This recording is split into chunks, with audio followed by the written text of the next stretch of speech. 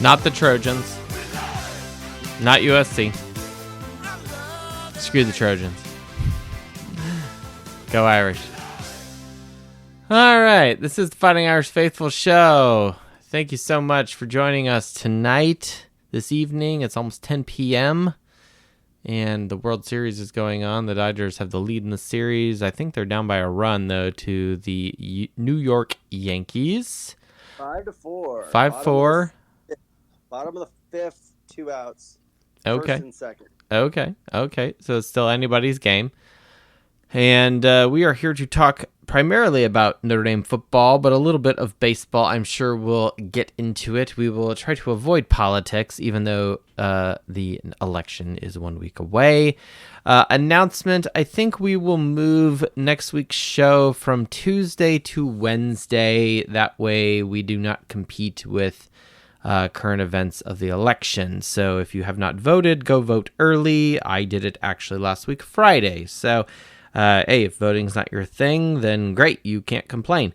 But if you want to have your voice, go have it. Go vote, right? Notre Dame doesn't give you the opportunity to vote for whether they serve beer in the stadium or are you allowed to stand or what have you. So that being said, be thankful where you live that you do have a voice, and get out there and make it known. Do your thing, all right? Exercise your civic duty as a citizen of the country. So, welcome to the Fighting Irish Faithful Show. This is Joe at Faithful_Irish on the X. I am joined by my co-host, Red Snapper 9098. What's up, brother? What up?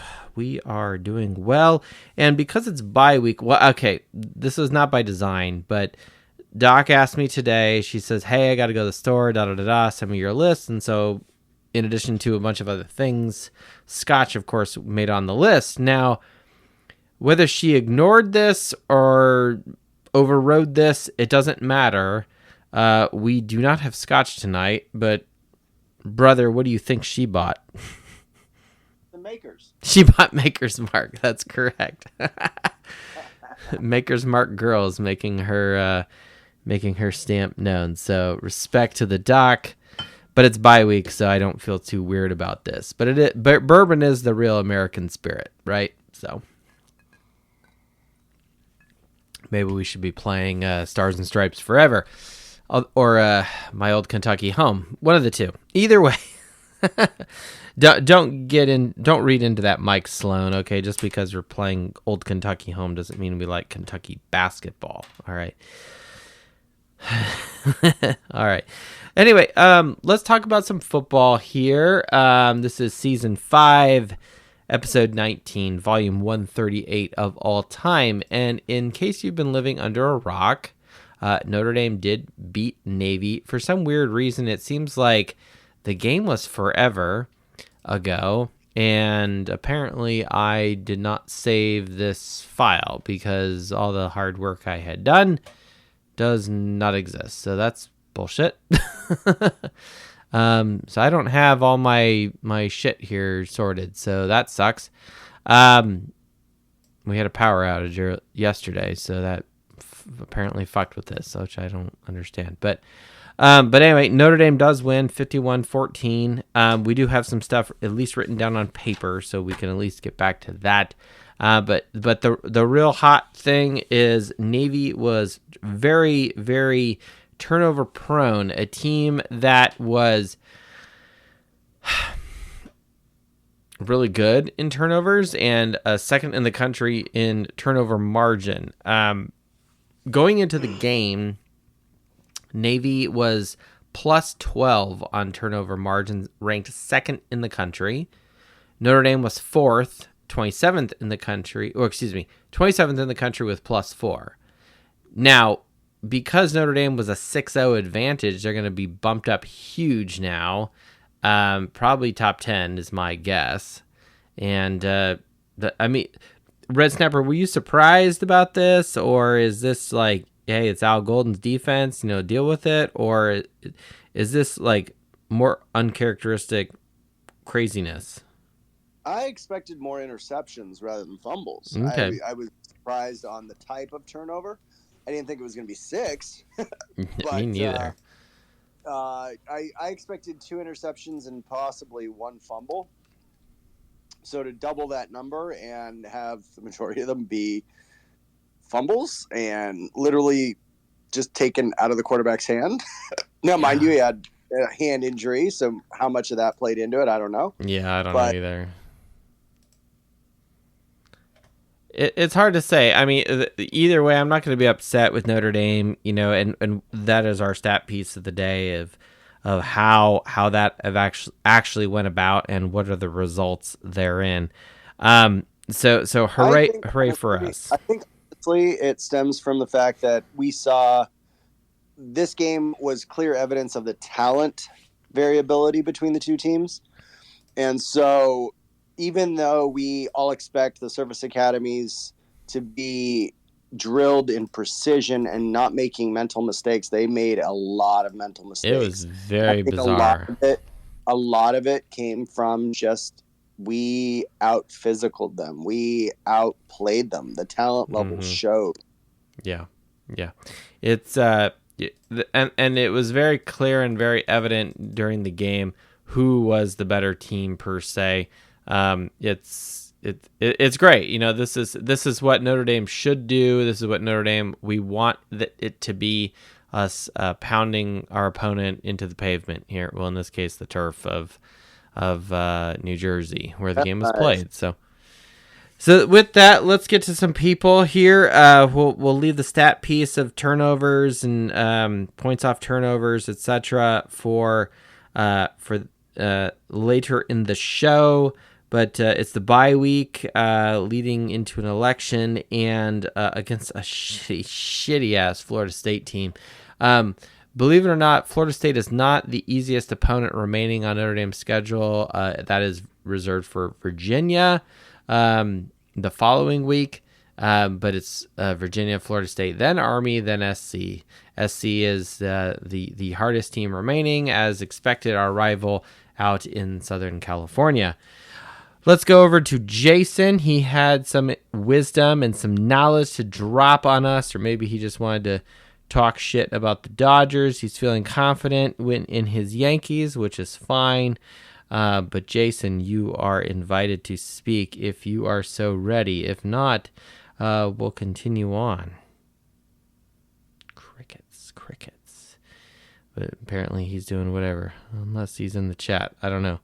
Oh, no, he's got some alcohol. Talk for the win. Makers ain't ever let you down. It's true. Mike Sloan, it's very true. Makers has not let us down.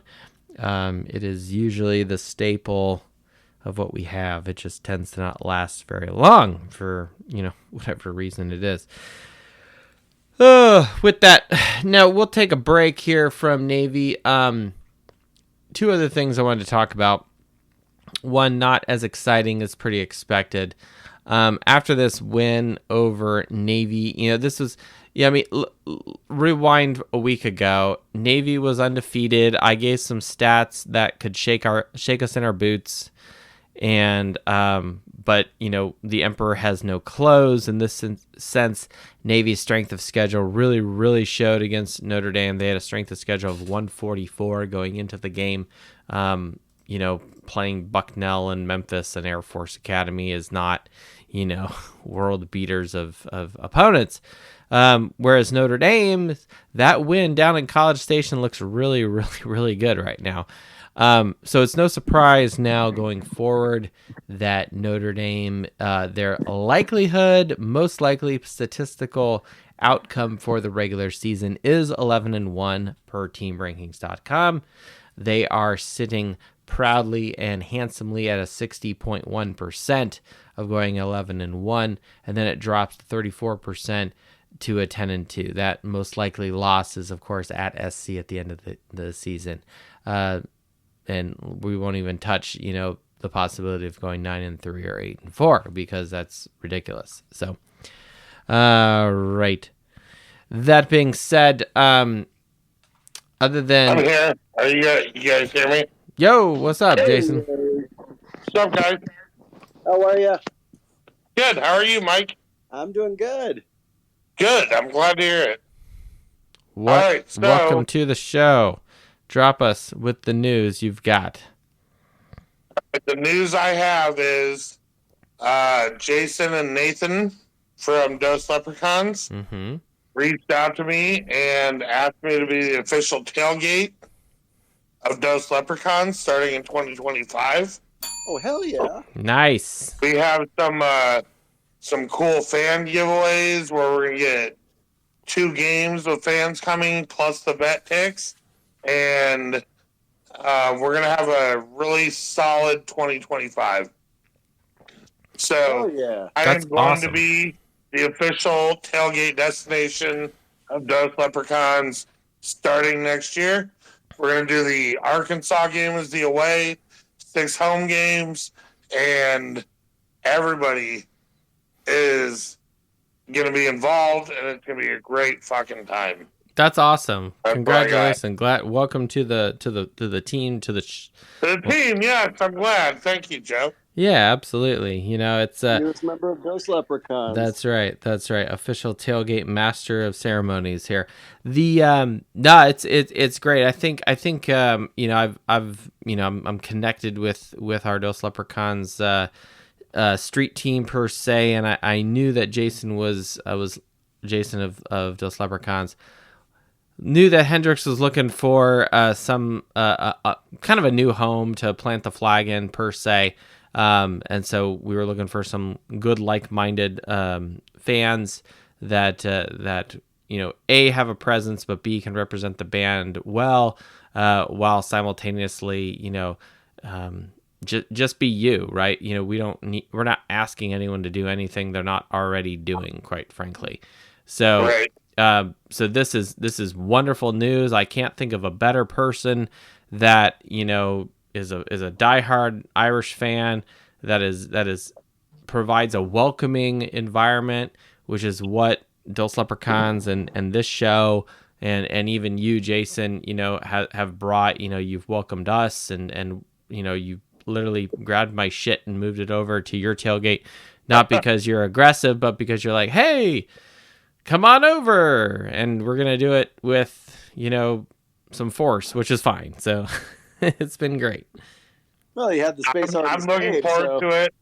Jason reached out and asked me, and I was honored to do it. And we worked out the details this weekend, and we're gonna have some good tailgates next year. And we're gonna do some good things. Excellent. So Excellent. happy to be part of the team. Well, that is great news. I can't think of better news to lead off this bye week than already looking forward to the future.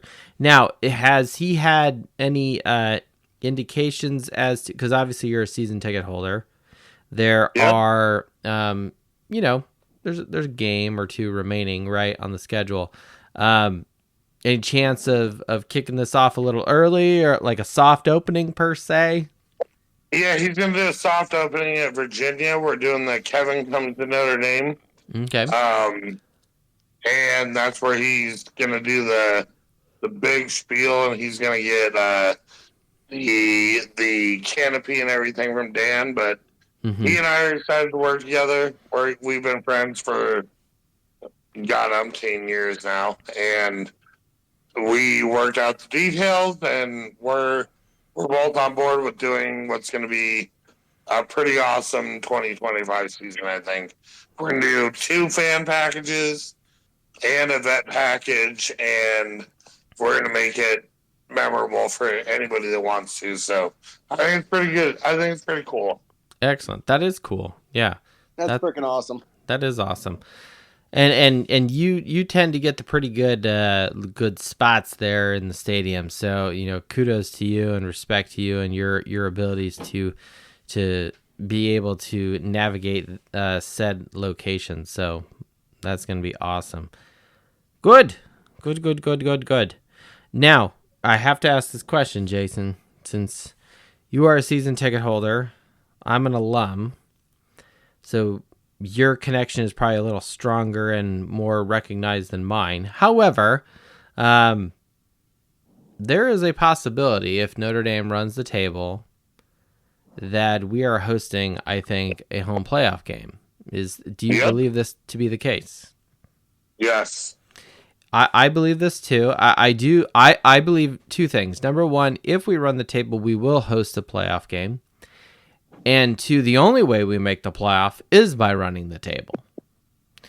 So those two, the addition there is, or the multiplication is still positive. I don't know what mathematical property that is, but I do think that is the way it goes.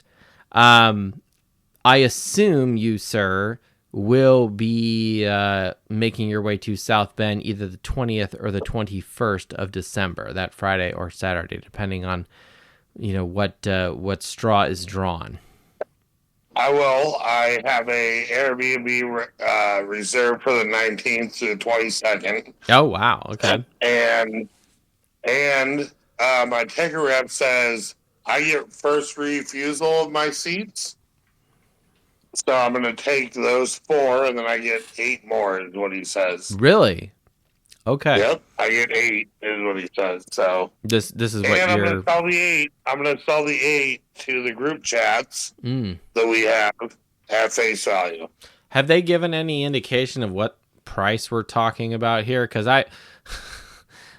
They have not. Yeah. They have not. Who knows how the market's gonna? I can imagine that's gonna be. First right of refusal. If they try to charge me $2,000 a seat, I'm taking 2. But I don't think they will, because I don't think the wine and cheese crowd's coming out for December. It's gonna be a little below the weather that it is now. Right now in Indiana, it was 79 is the high here in Indianapolis today, which is really suspiciously warm. Or maybe it's a sign that the Dodgers are sweeping the nation in Los Angeles. I don't know. It was 83 today in Iowa, and it was bad. I walked outside and I was like, what the fuck is this? You're like wearing jeans. You're like, now, shit. Right? Yeah, that's right. Yeah, we should have threats of snow.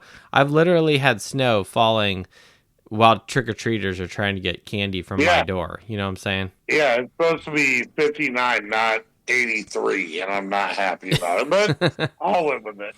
Yeah, you won't be saying that in January. Be like, son of a bitch, I wish it was. Yeah, exactly.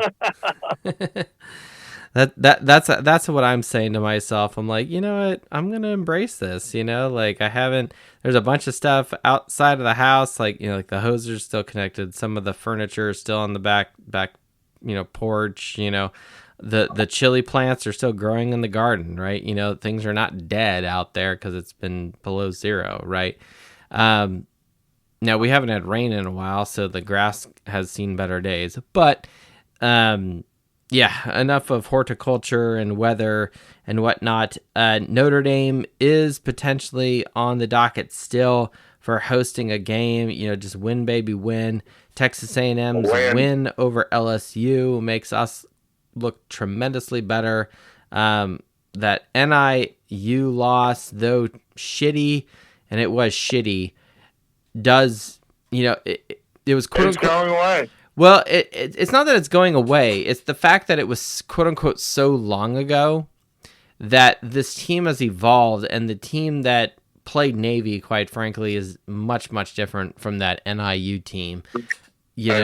So, and when that loss happened and the Purdue game happened, I was like, look, the best thing for Notre Dame is that they had this shitty loss really, really early in the season. Okay. And the fact that they went to College Station early in the season showed right off the bat that this team did have some chops to make a run later in the year.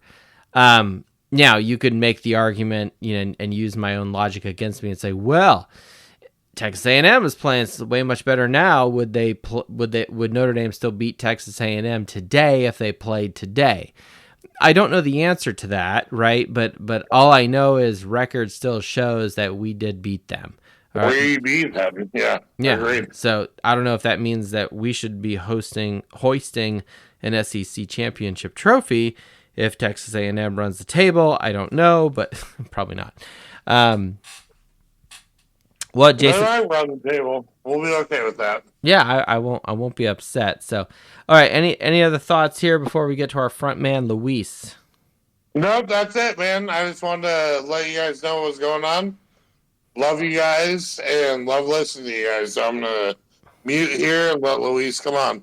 All right, sounds good. Jason, really appreciate it.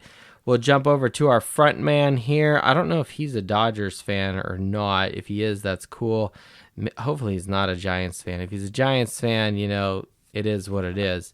But Luis, we've live from Reno, Nevada. I once shot a man in Reno. I think what is that? That's a... Who is that?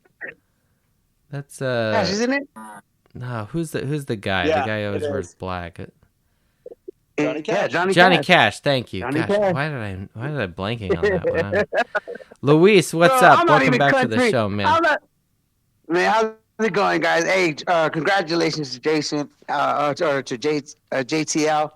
Deserves everything. All you guys, congratulations on all your fronts, on everything you guys are doing, representing Notre Dame the way it is, keeping us up in the higher standards.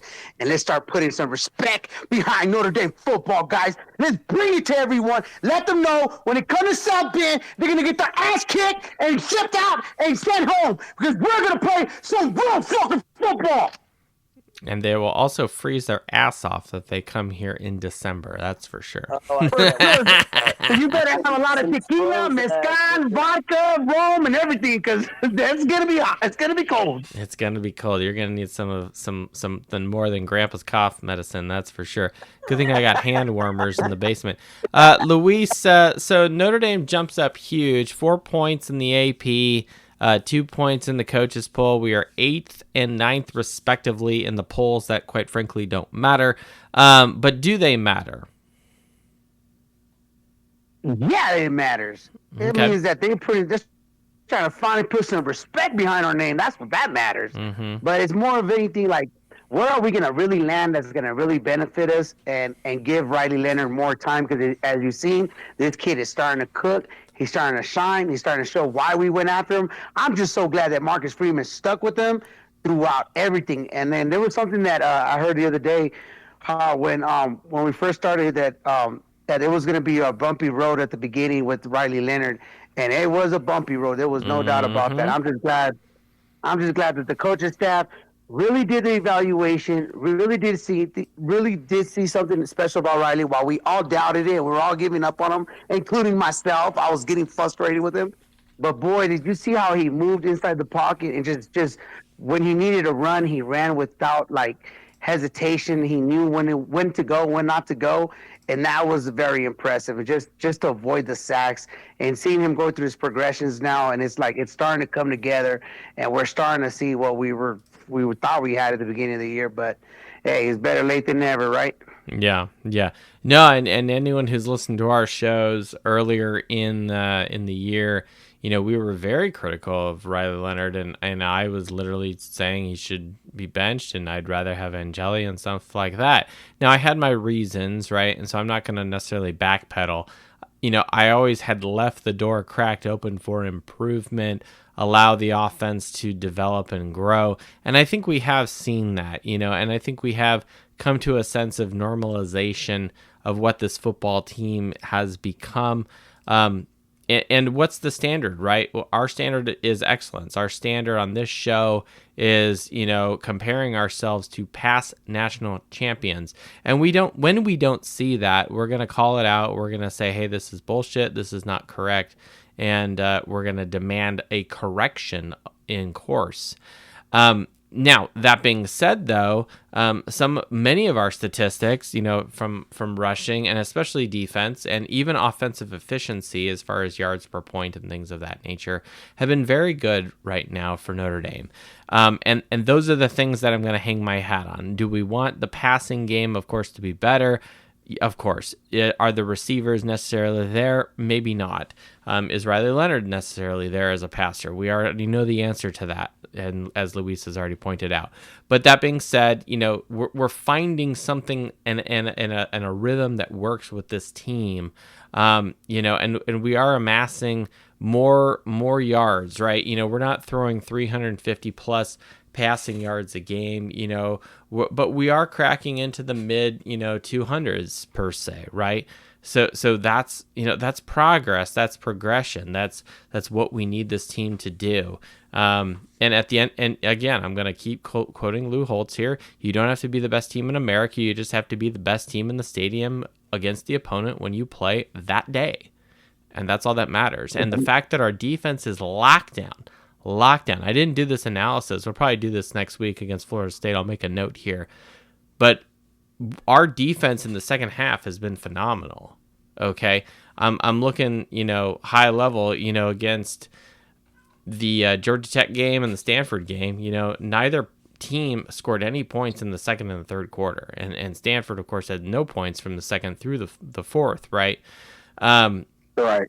So I'm happy with that. We're going to jump into the stat piece here later about Notre Dame and Navy, but what was the big thing? It wasn't the stellar offense. No, it was the killer defense and how they capitalized on Navy's mistakes and recovered 6 turnovers, 5 fumbles and an interception.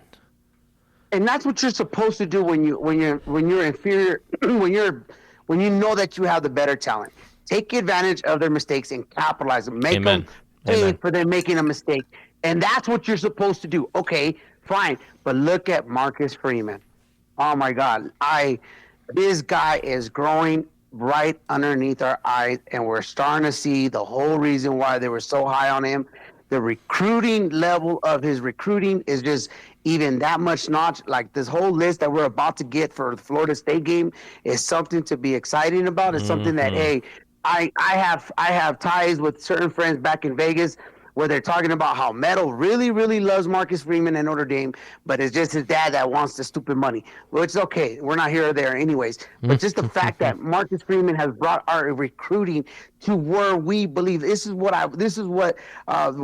time I ever called for any show is we don't need to shop at this aisle. Man, we bougie, bro. We go down those expensive aisles. And I know myself, there ain't no budget when I go to the mall. There's no budget at all. I work hard and play hard, and that's what Notre Dame's mentality is. And us as fans, let's stop being mellow, because you know why? We're Notre Dame. We need to start remembering that. Let's start believing in that. Smell it, breathe it, live it, eat it. Let all the motherfuckers know that we are Notre Dame, and we bring it to you. Whether you like it or not, we're going to bring it. Win or lose, I love Notre Dame, and I'm going to ride with my team no matter what, and we're going to go after all these top-notch recruits, because guess what? We're Notre Dame, boy. You should be happy I'm at your door. You don't like me? Fine. Don't come crying later. Goodbye. Simple as that. And I just love the fact that we're everywhere right now. We're getting our respect. But Marcus Freeman, man, let's sign him for long term, because Dumbo over there at Ohio State, he's about to get fired, and they're going to come after our coach. They're going to come after their alumni.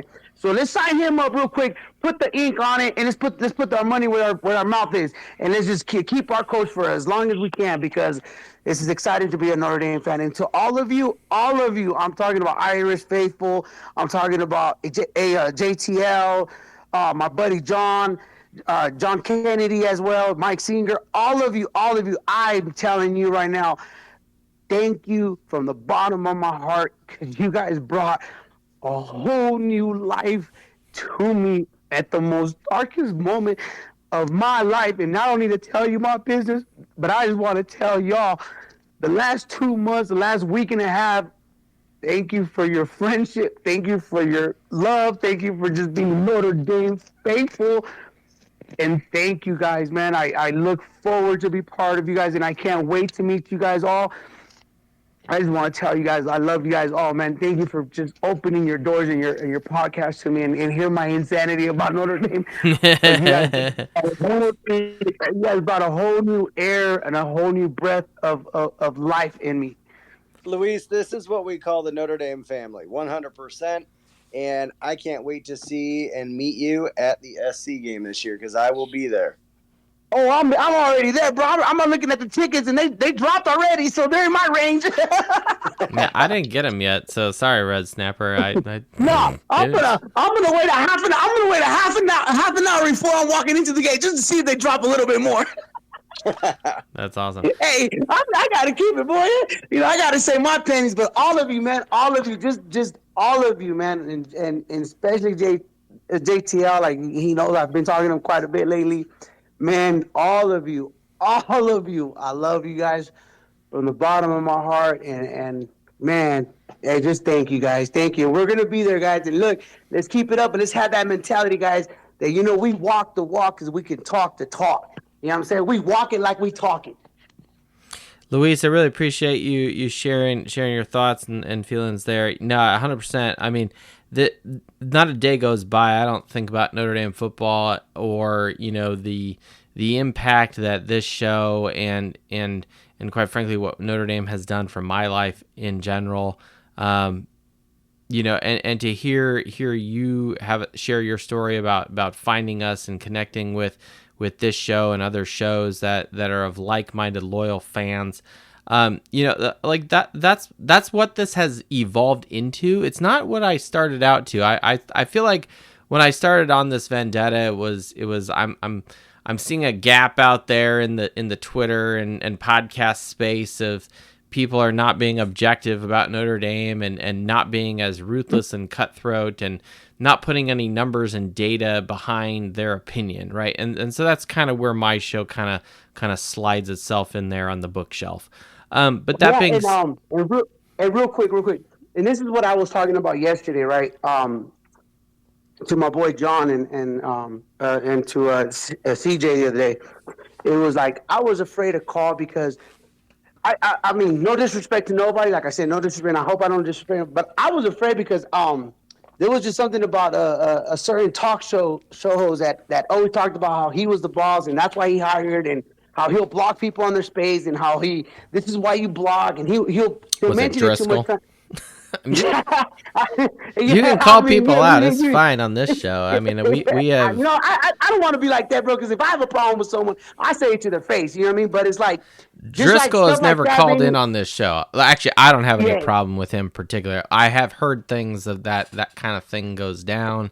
Whatever. I've got my beefs and I've rubbed some elbows per se with some of these other people, that you mentioned. And it's nothing personal. It's just more of like that's why we keep receipts. Well, it's not even receipts. It's more just like you have your show and you have your way and I have my way and sometimes those things do conflict and cause friction and some people I think are looking for clicks and popularity and that has never been this. Like if people like the show and they want to listen to it and follow it, hey, you're more than welcome to come in. You don't like it, that's fine. I'll give you the opportunity to say what you don't like. I was always afraid. I was always afraid to call it or to even say my opinion or anything like that. But like it was just that it was like I said, you guys came and I'm a firm believer of baby Jesus. Baby Jesus put people in my path for a certain reason, a certain thing, and just that day, from there on out, and even with you guys and everybody else, like I just like I said, in the bottom of my heart, I open my heart up to you guys straight up, 100. Thank you guys. Like even when you guys let me know, hey, we're going on air, would you please, man, for sure, no problem, no, say less. I got you. Why? Because God put you in my path for a reason. I'm a friend. I know. And then as long as it's Notre Dame football, boys, you guys got a friend in me. And whenever you guys come to Reno, you guys got somewhere to stay. And trust me, we have good food. We got good casinos. And if you're able to get away, we also go to the Single Moms Foundation every now and then. I got you. Do they? How are the craps tables in Reno? I've never gambled up there.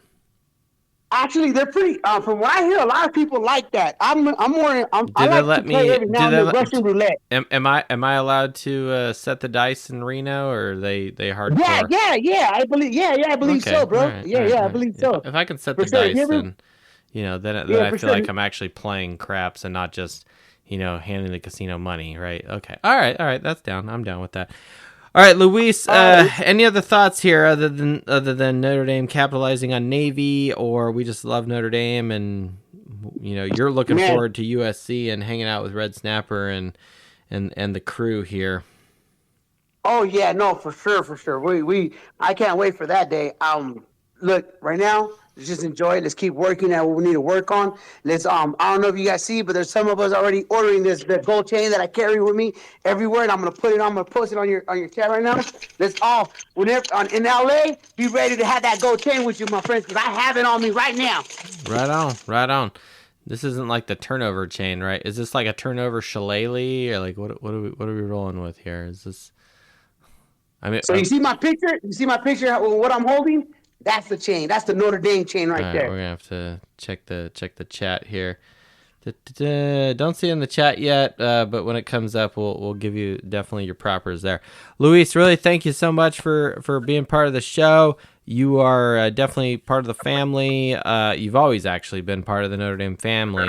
It's just a function of us finding each other and giving people the voice. And if you're people who are listening to this on the podcast or on X or whatever, and you know, like that's what this show has kind of evolved in, right? You know, like I have found, you know, Stevie D Irish, someone in Ireland of all places, you know, which is kind of poetic in a sense, but who is willing to come out and meet his friends, right? You know, and he's got a fun story about how, like, Luis, I don't know what the first game you saw when you were young, okay, that you can remember, but could you imagine the first game you ever seeing was the Bush Push game? Yeah, that was Stevie. Oh, no. So the first game, let me tell you, here's the funny part about it. So I saw bits and pieces of Notre Dame growing up, right? But the one game that really captured me was the Florida State and Notre Dame 93 when we played against Charlie Wood. Okay. Yeah, the 93 game. That was the first game. And then the very next week was the first time I felt a heartbreak. Boston It College. wasn't a girl that broke my heart. It was Notre Dame that broke my heart. It was Boston College that broke my heart. I talk about that all the time. And it was the highest of highs and the lows of lows. Yep. And I fell in love with Notre Dame after that. Yeah.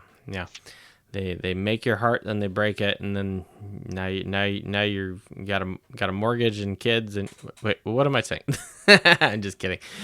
I'm happily married. It's fine. All right, Luis, thanks so much. We'll move on from there. We'll jump over to Mr. Mike Sloan. Thank you, Luis. Mike Sloan has requested to speak. Maybe he just wants to talk about bourbon or moonshine like he had earlier. Mike Sloan, you're on mute. Come back to us. Hey, my man, what's happening? What's up? You know, it's first off, all the Redfish IPA beer is finally gone this week. I don't know whether to congratulate you or go puke in a bucket. I don't know. Feel sorry for you. I don't know whether to congratulate you. Man, this economy sucks. You had to drink that shit. Concerned here. People, the lengths they go to save money. Yeah, man. I don't know whether to. That shit was definitely on some sale. Poor people that had to drink that shit or congratulate you, but I gotta ask, Mike, what kind of beer do you want? Right, you're at the beer store. What are you buying? This is bothering me. I have an opinion, but I want to hear you out. I want to give you the benefit of the doubt here. I like a good Corona and lime. I like. Oh, it's a German beer. Light. I like Michelob Light. German. Anything but Budweiser. Okay. Dos Equis isn't bad. Yeah, German. It's a German beer. You just mentioning German beer, you realize this. The champagne isn't bad. Champagne is good. Yeah. That was actually my go-to back in the day was MGD or High Life. You know, in college. Oh, yeah. Okay. Yeah. I don't get down on all these flavored beers too much. Okay. But there's a ton of them around here and some local breweries, and it's like everything that I've tried just sucks. So it's like I'll stick with the handful of the same old good old never let you down, keep in the rotation every day gas station beer. You know what I mean? How about like an amber beer? Nothing fancy, just an amber. The reason why I say it, there's a local brewery just down the street from us, and their signature is called Indiana Amber. It's really good, and it's not like super light, but it's not like super heavy either. Not like a porter or something like that, right? I mean, it's an amber, so it's got a little bit of a flavor, but it's not like overpowering and whatnot. Right. Just as long as it doesn't taste like camel piss or grapefruit beer, we're fine.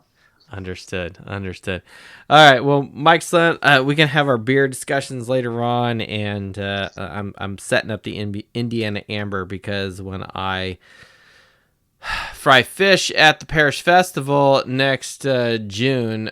We use actually a beer batter, and we use Oaken Barrel's Indiana Amber. So that being Nothing said, wrong with a good old beer batter. it's bomb.com. I'm telling you what, the word on the street is that it was the buzz of the festival on Friday. So I'll just roll that out. That's how the Catholics roll on a Friday. What do you take away from this Navy game? Or are you just like, fuck it, we won, move on, let's go kill Florida State? Or where are you at right now as a fan? Definitely glad for the win, which I was wrenching on Melissa's vehicle, so I just had to listen to it. I didn't get a chance to really watch it, and I was wanting to know seemed like the defense did a hell of a job forcing all the turnovers and so on. What were the fumbles, the mistakes of Navy, or did we actually strip the ball a bunch? Because in general, I'm going to go on a limb here and. It was 50-50. I'm going to disagree with Red Snapper. I think Navy was shooting themselves in the foot. And that's not to discredit Notre Dame, because Notre Dame was there to capitalize on the mistakes of their opponent. I mean, like, we fucked up before and dropped shit, but then we pick it up again. No, we were right there, gathering and gobbling it up. I mean, it was like white on rice, if you know what I'm saying. Right. Well, hell, it worked out, and they put an ass whooping on them. That's all that matters. It was an ass kicking. Want to ask you. I haven't had a chance really to kind of dissect how the playoff works. Okay. I'm curious, is Notre Dame set to host a playoff game no matter what, or does it have to be as long as they fall within XYZ ranking? Good question. So no, it is not set in stone. To answer your first question, the way it works out is the top 4 teams will get a bye. Okay, and those top 4 teams will be conference champions. So you can imagine the SEC conference champion, Big 10, Big 12, and say the ACC. Right. Right. So those top 4 teams will have a bye in the first week. Now, that leaves rankings 5 through 12. Teams 5 through 8 are hosting a game at home, and then 9 through 12 are the visitor teams to the 5 through 8 group. So, therefore, for Notre Dame to host a game that first playoff weekend, which is the 20th and the 21st of December, it's a Friday, 1 game on Friday, 3 games on Saturday, various places in the country. Notre Dame, to host a game, needs to be in that 5 through 8 space. Now, I believe that Notre Dame running the table, coupled with all the other, chaos that will ensue the next 4 or 5 weeks, will, if Notre Dame runs the table, they definitely, I think, can make a case to be in that 5 through 8 space. Now, the bitch of it is, let's pretend Notre Dame did not lose to NIU. Let's say we're ranked in the top 5 right now, possibly top 3 in the country. It wouldn't matter. We could be beating everybody 60-0, and we would still be ranked 5th going into the playoffs, right? So that's the flaw of this setup, because it's giving playoff benefit per se to a conference champion. Now, we could go on Joe's rant about how I think we should join a conference, but we'll avoid that for now. To answer your question, Notre Dame, to host a game, needs to be in that 5 through 8 space. Now, if they are not, and they get bumped to a later, I do think we'll make the playoffs guaranteed if we're 11-1. I think our chances of making the playoffs, if we're 10-2, especially if it's that last game of the season at SC, God forbid. Okay, that sucks, and I think then our likelihood of making the playoffs is low. Period, and certainly the odds of us hosting a game in South Bend is non-existent. So I think our and this is pretty obvious, but obviously we need to just win out and by doing so, I think we will earn ourselves a home playoff game, and that's either the evening of Friday or Saturday sometime.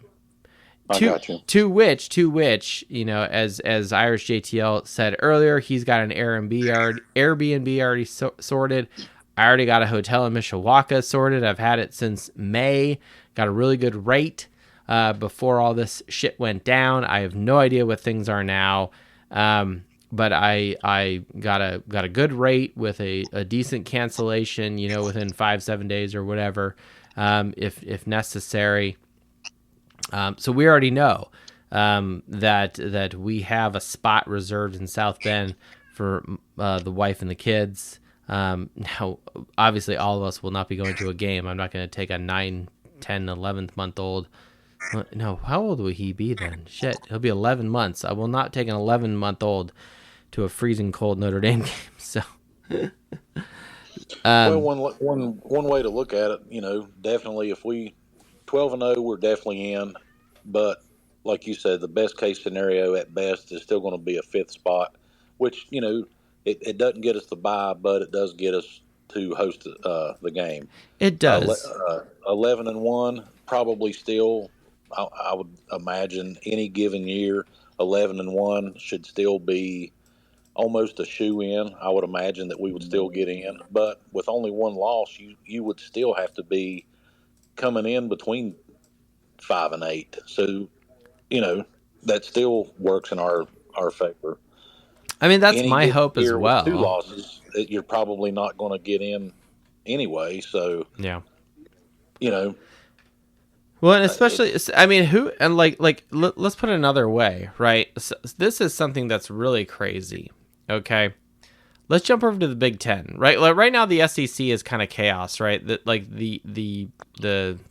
Aggies are #1 team in the SEC, which is cool, right? Now, I don't know the details of their schedule going forward. However, if I look at the Big Ten, the 3 undefeated teams are Oregon, Penn State, and IU. Now, truth or a lie, those 3 teams have no chance of playing each other per their schedule. Right. That's truth. They do not play each other. IU does not play either Oregon or Penn State. Penn State does not play Oregon or IU, and Oregon does not play Penn State or IU. So there is a possibility, in theory, which would be great because that would mean that the Suckeyes would have at least 2 losses. Actually, well, 3. Ohio State would have lost all 3, so sucks to be you. So I would actually be kind of cool with this. But what this would mean is that, in theory, in the Big Ten, you could have 3 teams that are undefeated, which would be chaos for the conference championship game because they're going to have to pick 2 of those 3, and so someone's going to be left out in the cold. So who knows how they're going to figure that out. But if that did happen, I think that would actually hurt Notre Dame, because what that means is that, look at these 3 good teams that are undefeated and Notre Dame has 1 loss, right? Now you start doing the record thing, right? Mm-hmm.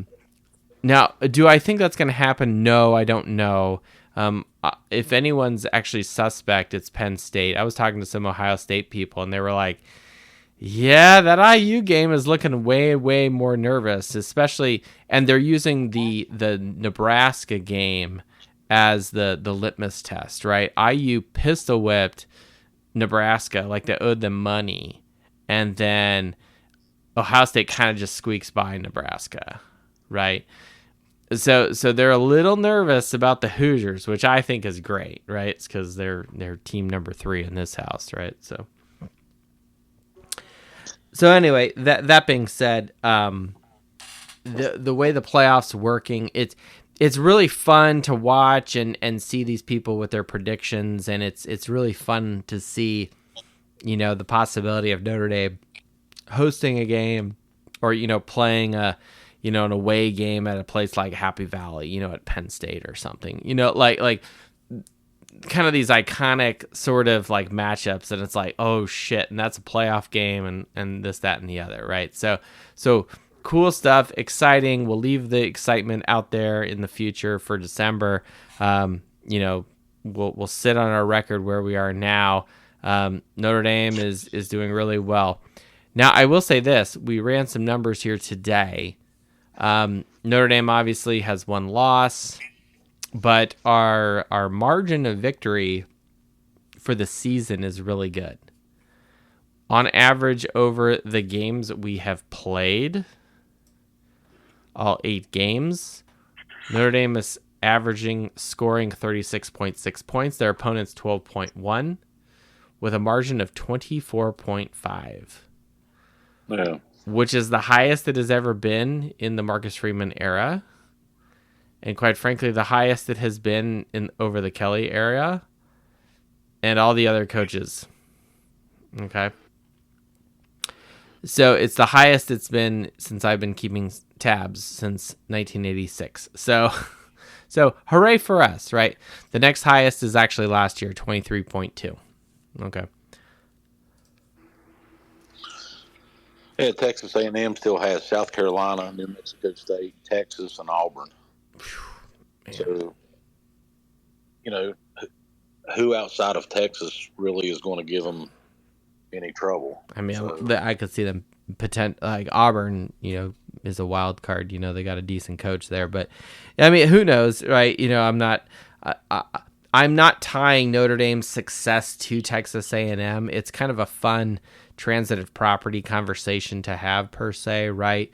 It certainly helps Notre Dame's strength of schedule to have a team like Texas A&M continue to win. But, you know, shit, you know, like if Stanford and Louisville and, you know, Northern Illinois, quite frankly, keep winning, that helps Notre Dame as well, right?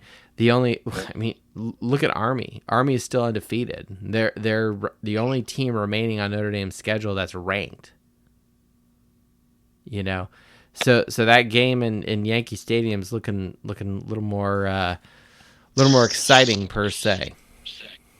yeah, I'm just looking at the remaining schedule of some of these teams, and there could be a lot of shakeups. You know what I mean? Mm-hmm. I think it's just Notre Dame just needs to go into it with only one loss, and No, everything the else. parody could absolutely either be a red carpet or a brick wall. Yeah. Yeah, if the Dodgers do something in the top of the ninth in the next inning, you know, we'll see what happens there. But because that would be interesting. But no, thank God Notre Dame's not wearing pinstripes again this year at Yankee Stadium. So they showed the playoff this evening as kind of like a mock deal, as if they entered it today based on where the rankings are.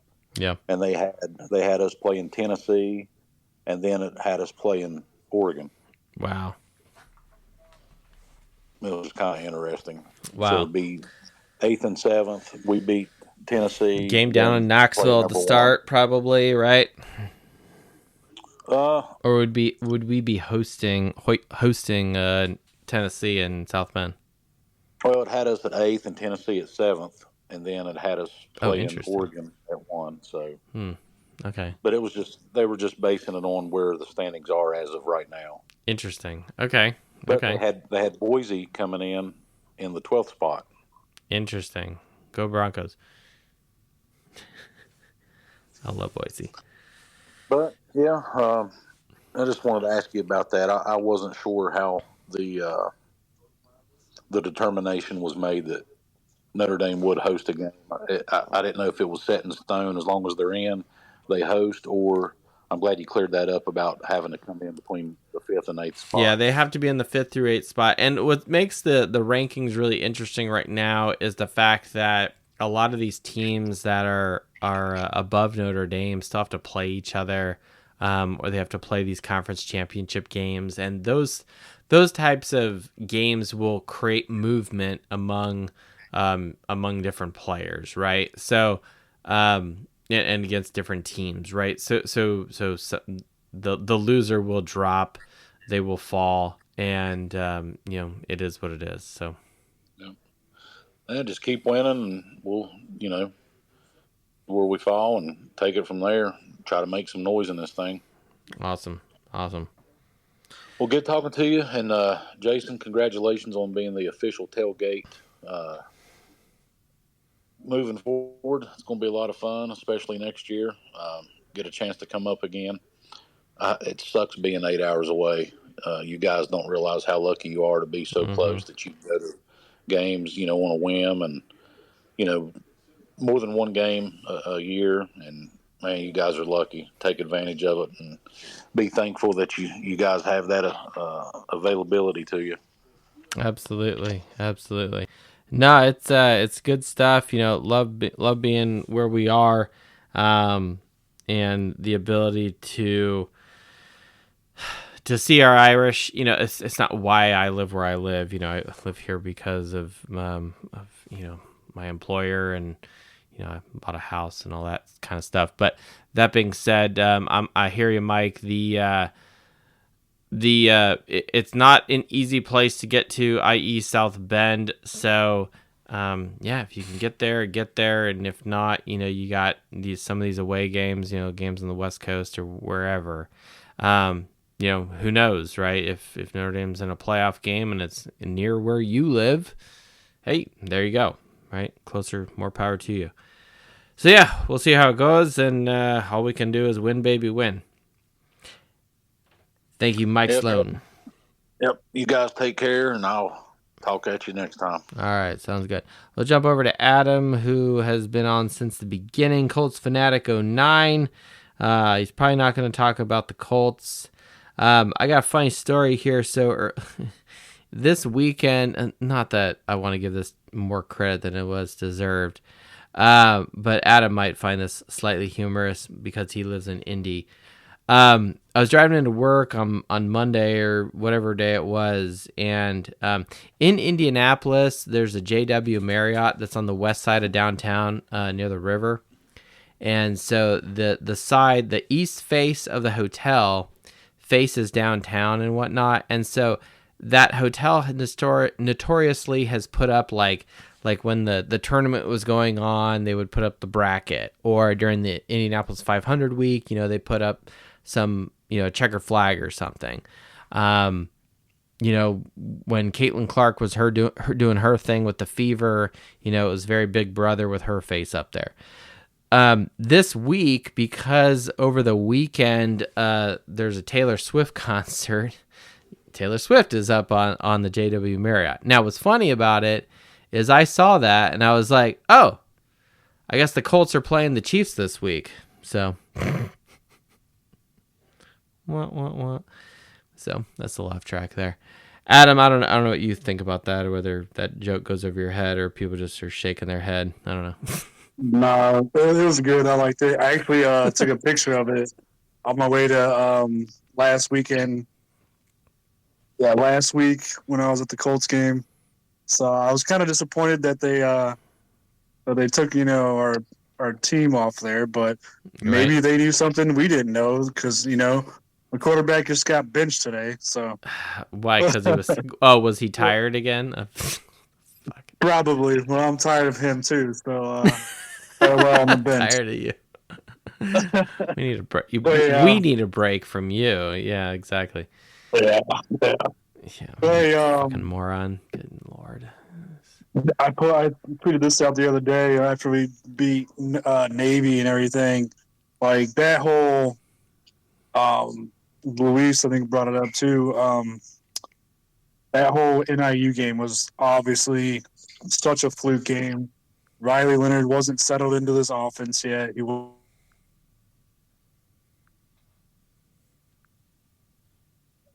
Yep. Losing Adam. You there? It looks a lot better under center throwing the ball too now. You think Bo Collins even said something about it, that they've had conversations since the NIU game, and just the way he's played since then. He's letting it rip. He's seeing it better, and I guarantee if we would go back and if we could play NIU tomorrow, we would destroy them probably worse than what we did Navy. Yeah, that's probably very true. And I think a lot of that has to do with Riley Leonard marinating in the Mike Denbrock tutelage. Yeah, and the system. Yeah. The offense. The more familiar, the more the playbook opens up, the more he sees things. The easier it is for Denbrock to make calls, to be more aggressive. So I think a lot of it comes into it. And the fact that, like, you know, he was a transfer quarterback that, like, you know, he didn't get – he had the whole offseason to, you know, start getting into rhythm and everything. But, like, it takes time to gel, like, with each other and also in a new offense. And he really didn't even have that time because of his injury. So he couldn't. Right, yeah, you're right. Yeah. So he was even on more so of a truncated schedule than any of the other guys. So. Yeah, good point. Yeah, I forgot about the whole injury thing. So, yeah, he got less time, actually, to actually, you know, get on a same page with his wide receivers, his tight ends, and even be comfortable with that offensive line and everything. So, but, yeah, you can definitely tell, like, I know I was big on the Angeli, like, hey, just put Angeli in, please. Like, but now, like, seeing it, like, hey, okay, this is what we were kind of advertised, that we were sold on him why he came here. Like, there are things that he does that we know Angeli cannot do, and to me that was most evident in the Purdue game when I see Riley Leonard high stepping and stiff arming and juking and jiving, you know. And my response is shit. I haven't seen moves from a Notre Dame quarterback like that since DeShone Kizer. So that's huge. That was huge for me because I genuinely felt that DeShone Kizer was the man, and Kelly, you know, kind of fucked him up, quite frankly. So good job on Texas A&M. You know, shaking things up in the second half, you know, putting in a different quarterback and throwing something different at LSU to really rattle their cage, which just sparked the whole team, you know, and then you got turnovers and a bunch of other shit that Texas A&M does. And Kelly notoriously has not responded well, and the Kelly coach teams do not respond well to weird adversity in opposing teams, you know, stadium or whatnot. And so it's I'm not going to say I felt bad for LSU because I don't, but it was very familiar watching the crumbling of LSU. And it's just like, you know, that used to be us, quite frankly. You know, go back to, you know, Miami, you know, of 2017, for example, right? Like, yeah, that was Notre Dame, you know, crumbling under the pressure of the turnover chain. You know what I'm saying? Like, that's what that was. And quite frankly, the Aggie faithful, you know, of Texas A&M, that's what they thought they would do against Notre Dame, and that's certainly not the case, right? Notre Dame definitely, you know, got the better of the Aggies that night and silenced them and you know, knocked them off their axis, which is good. But to see BK, what's funny is I started listening to the post game press conference of Kelly, not because I really give a shit about LSU, because I don't. It was more just like I wanted to hear the language of Kelly, and I'm like, you could take this and I could. It is like the same responses, like canned responses that Kelly has from when he was a Notre Dame coach. It's like, we have to coach better. You know, we have to put our team in a better position. Like all these things he's saying, I'm like, I've heard all of this from Kelly from back in the day, which is when I stopped. I think it was like 2014, 2015 is when I stopped listening to press conferences. I'm like, okay, whatever, dude. Like, stop, you know, just stop. So.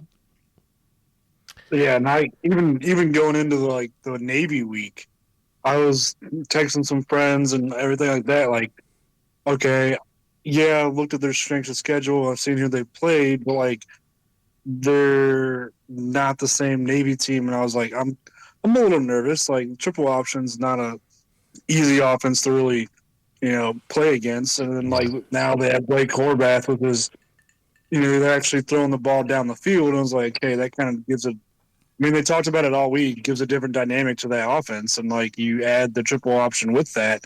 Okay, that could give us some issues, but like I trusted our defense and everything, and dude, they came to play, and what a freaking performance! And I was like, looking back at it after we won, and I'm like, why was I so nervous about this game? Like, Yeah. I was very nervous of like, man, like we got a hungry Navy team trying to knock us off, and that's going to be the same.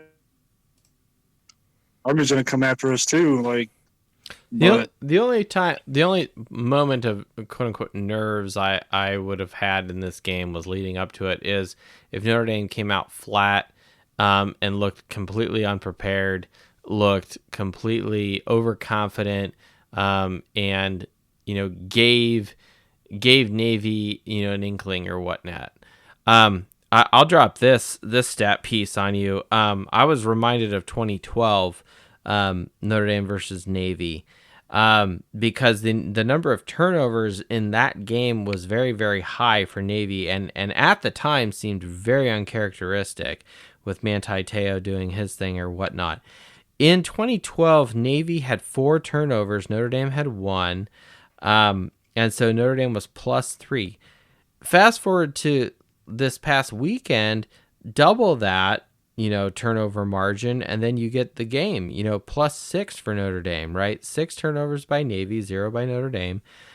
It's crazy, like Navy, we thought, this very disciplined team, in 2012, they commit 4 turnovers, and then this past weekend in the Meadowlands commit 6, and it's very, very bizarre that we're, shaking your head, and you're like, well, son of a bitch, what's Brian Newberry doing over there at Navy? I don't know. And I'm not going to, cry over, winning the lottery here per se of like, oh, look at fumble. Yay, let's pick it up, So that being said, I'm happy. I'm happy with the outcome of the game and happy that Notre Dame was victorious for sure. And I love that we were dominant too. Like, that's like the back-to-back weeks we've been dominating the teams we should be, and like that goes like that goes far when the committee is looking at us. Okay, we do win out, but like since that NIU game, we've been pretty much dominating every single team we face. Like we go up against freaking FSU, and I know Mike just kind of brought this up. Like, hey, some of us are super close, so we can just go in a game on a limb. Mm-hmm. And luckily, I am that way, and I did go on a limb. And that's because I'm assuming you don't have kids, so I do. I have an 8-year-old daughter. Okay. But yeah. So like, I go out on the limb, and I go usually on here, and I went to the Stanford game, so that was like my one, and then boom. Maybe 2 or 3 days later, I'm hitting up Jason, and congrats to him, by the way, for being the tailgating guy Hell for yeah. Ghost Leprechaun. That's freaking awesome. I hit him up, and I'm like, hey, what you got for the FSU game? Yes. I need to go. Yes. I'm got to go. So now I am going. I got that ticket like within 3 days of the Stanford game. I'm excited. I can't wait. I'm heading up on Friday after work. Got my hotel. And then going to be tailgating all day Saturday morning, all day Saturday afternoon. I was going to say, it's going to be a long tailgate day. It's going to be a fun tailgate. And I was pretty lit for the Stanford game. Me and Nolan were going ham, but so I'm going to probably pace myself a little bit for this one. But yeah, bring some Gatorade to the tailgate. That's all I got to say. Yeah. I'll take videos and everything, post pictures.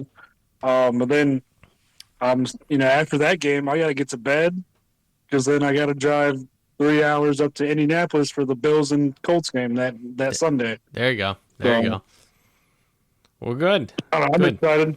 So that sounds like a fun week you got coming up next week. It was funny. Not for the Florida State game, but for the Army game. Fast forward.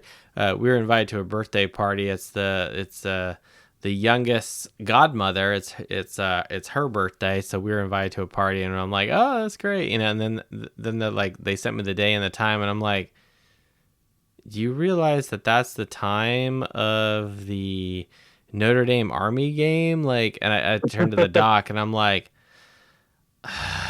can they push dinner up earlier? Like, what's the deal? Like, what the hell? And they're Notre Dame people too, by the way. So it's like, what the hell? Maybe they don't like the fact that we're playing Army in Yankee Stadium. I'm gonna go on a limb and give my youngest godmother. No, she doesn't care about that. It's not the first time. We'll let her have her birthday. Obviously, like, who am I to say? I'll let you have your birthday. That's arrogant of me. What an arrogant son of a bitch I am. Anyway, no, we'll go. We'll be gracious hosts, but we will be probably checking it on our phone, and it'll be an NBC game, so we'll probably recap the first half or whatever on Peacock later. Whatever, but right.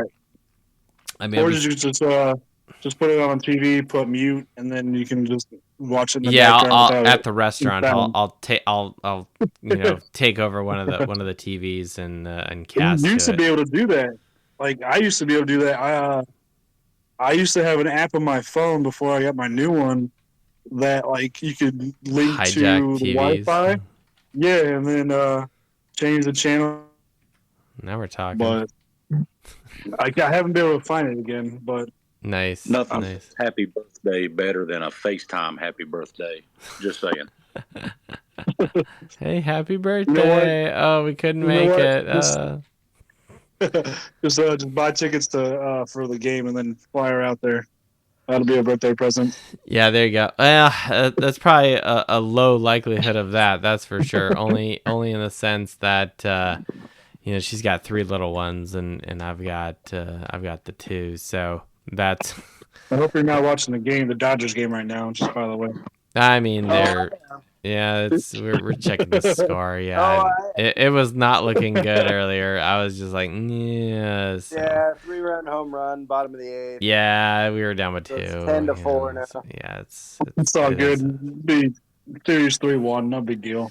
Yeah, the sweep seems unlikely unless the Yankees completely implode in the 9th, but that seems unlikely with what is it, 1 out left in the 8th here, so. Yeah. Yeah. No, we've been checking it periodically during the show. I won't lie. We have not been 100%. I have it on and muted. On and muted. That's because you have co-host responsibilities. I'm trying to also repopulate my damn spreadsheet. I did this shit on Sunday, and I done all this work, and then we had done our stat piece, which we'll probably jump to next here. And then we'll get to some other people like Fivers and Ryan here. But no, it's good. Well, Adam, I'm really happy for you that you're going to the Florida State. Have a great time. We'll talk to you next week, Wednesday. Again, we're not going to do a show next week, Tuesday. We don't want to, there's something else that's kind of important going on in our country on that. Yeah. And I imagine people will be, focused on that instead of the World Series per se. So we'll let our civic duties trump us. That was not done intentionally, but I mean that is, it's a saying. They're just words. They're just words, people. All right. But yes, that will take precedent. We'll go from there. So. Good, I've already voted, so if you really want to know what I think, just DM me, right? But I'll go out and vote. If people really pay attention to my MO, they probably already know what the way I go, right? Hey, real quick, is there any news on who the 12th game for next year is? I noticed we only have 11 teams on the still slate. 11. It's funny you mentioned that because they have not set the ACC schedule yet. Recall from a show or two ago, post Stanford, when our brother down in Florida, the Wookiee, was unable to attend due to a hurricane. He was saying, fuck it, let's see if we can get a gathering in November. Now, me personally, I'm a little anti that. Nothing against the Wookiee, but it's like I will be going to the Boise State game, and then people were talking about SC, which we know will be in October. So I'm kind of like, well, I don't know if I can score and convince the doc about 3 games. So we'll see how it goes. But try to go to USC. I will say this: a USC game in South Bend is like nothing you've ever experienced. I went in 2019, so I loved it. That's right. That's right. I recall this. You have said this. We were at that game together. Yes. We just didn't know each other then, unfortunately. Yeah, and who knows where we were sitting, relative to each other. So I can figure out my ticket, so I'll let you know. I remember exactly where I was. I was in the south end zone, probably about 12 rows up in the end zone there. So. And I'm pretty sure I was in the end zone too. I can't remember which one, but I'll just DM you and our section was pretty good. People were standing for the most part, and the guys behind us were from DC, and they were just taking shots of, whatever the whole time. It was great. No, it was fun. Our section was pretty good. So I should have definitely dressed a little bit warmer, but it was suspiciously cold, much colder than what it is right now. So that's for sure. Yeah.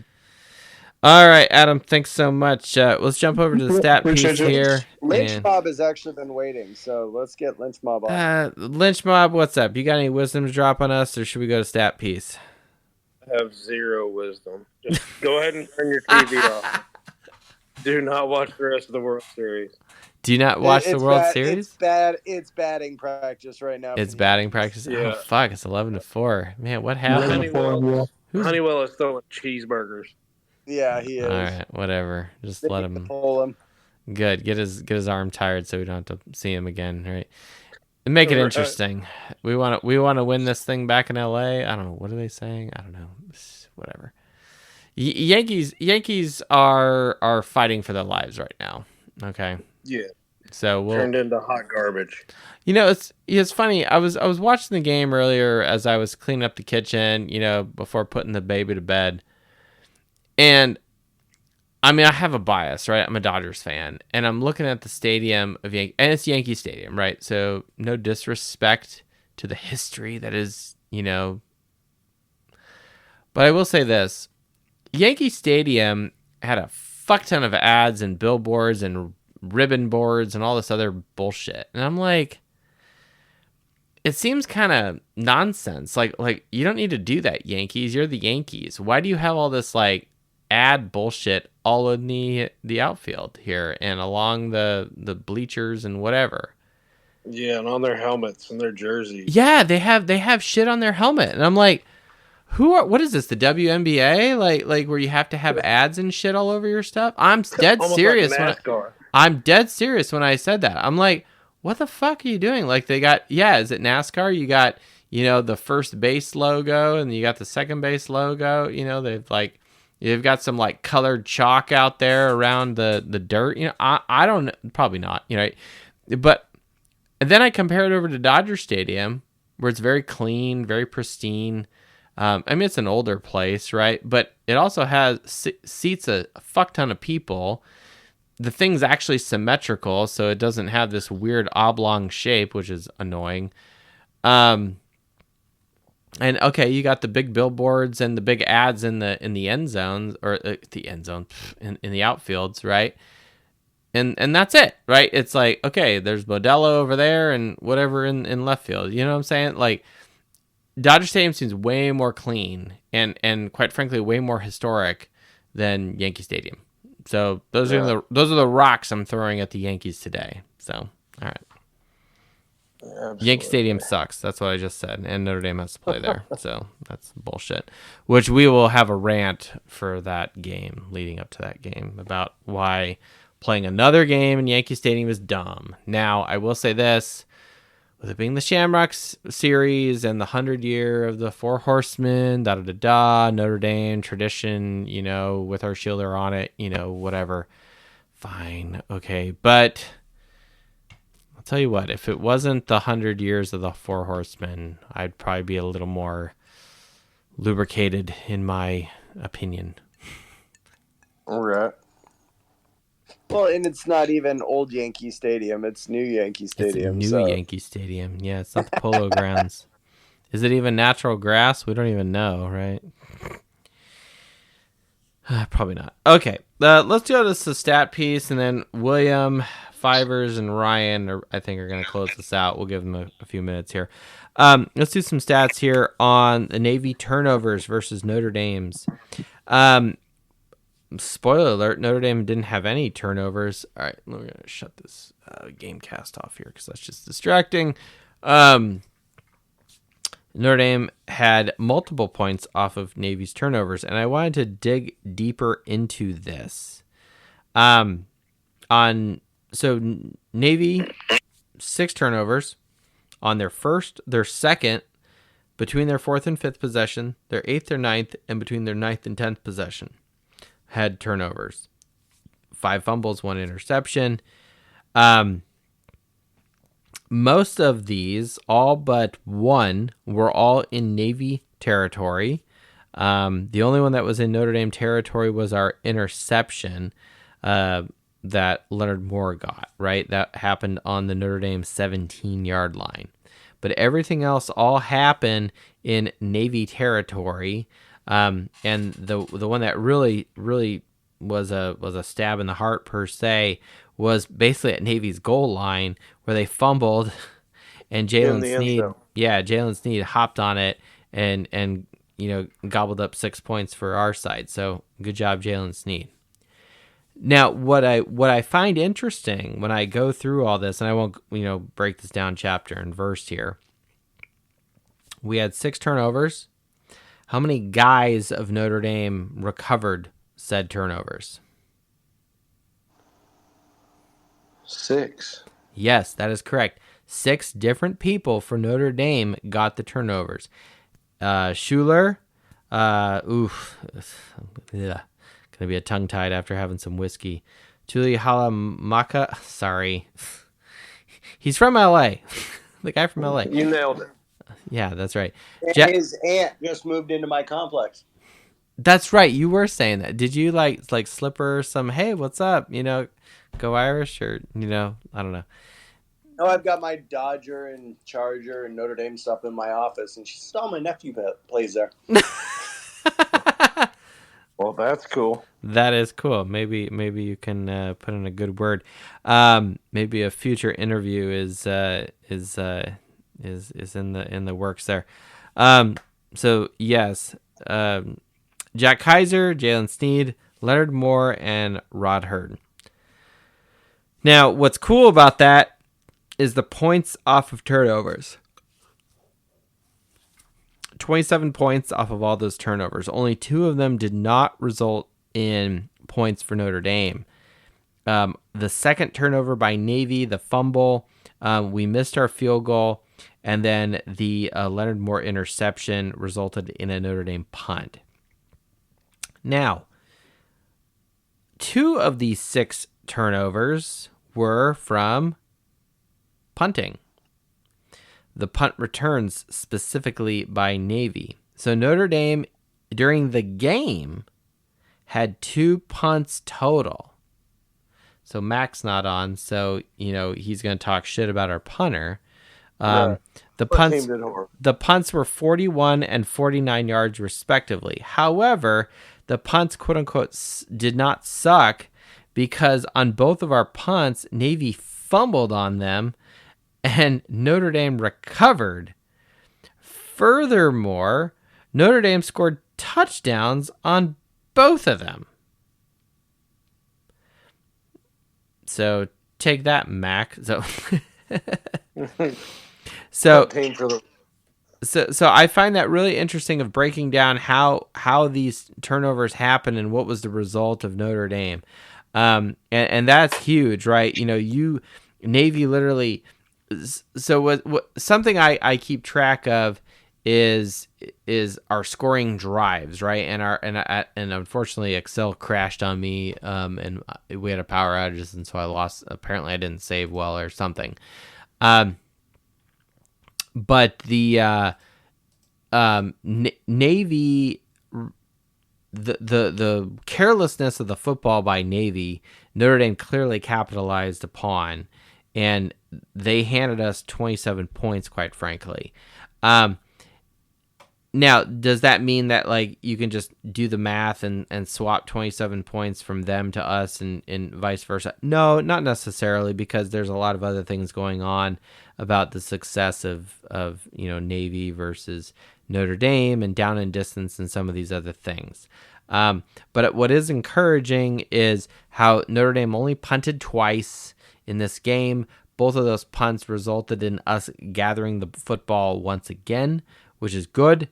Every other time, we basically scored or, had a turnover and downs because we missed a field goal or something. So hooray for our side.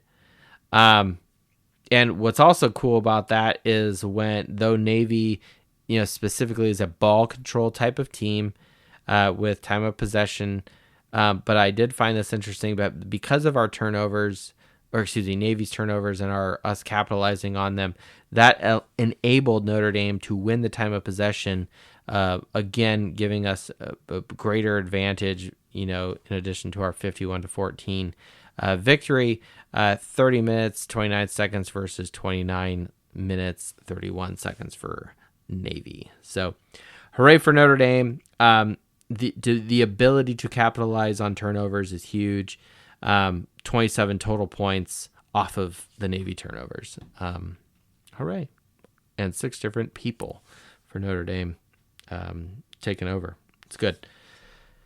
Fivers, you've been very patient. Really appreciate you. We'll go to Fivers, William, and Ryan, Owen. Man, dude. Luis, sorry. We got a bunch of other people. We'll get you next week. But Fivers, you're on mute. Come back to us. What's up? Just sorry, I'm a little sick, but what? Get your COVID out of here. What are you doing? Shut up. I'll go put my mask on. No, I'm just kidding. Okay, anyway, they don't do anything. It's fine. It's fine. That's not true. They actually kind of do, but continue. Shut up. I'm trying to look at my notes. All right. Oh, you have notes. Oh. Yeah, I got a lot of notes. So one thing that I noticed, a few things, is that Riley Leonard needs to start trying to lead his passes more, because he's throwing them behind or not far enough. Or there was on the flag, there was one to, I think the first one to Great House was a little behind him. I don't remember, but I know there was one. And then Steve Angeli just takes the sack. He doesn't usually try to run or anything.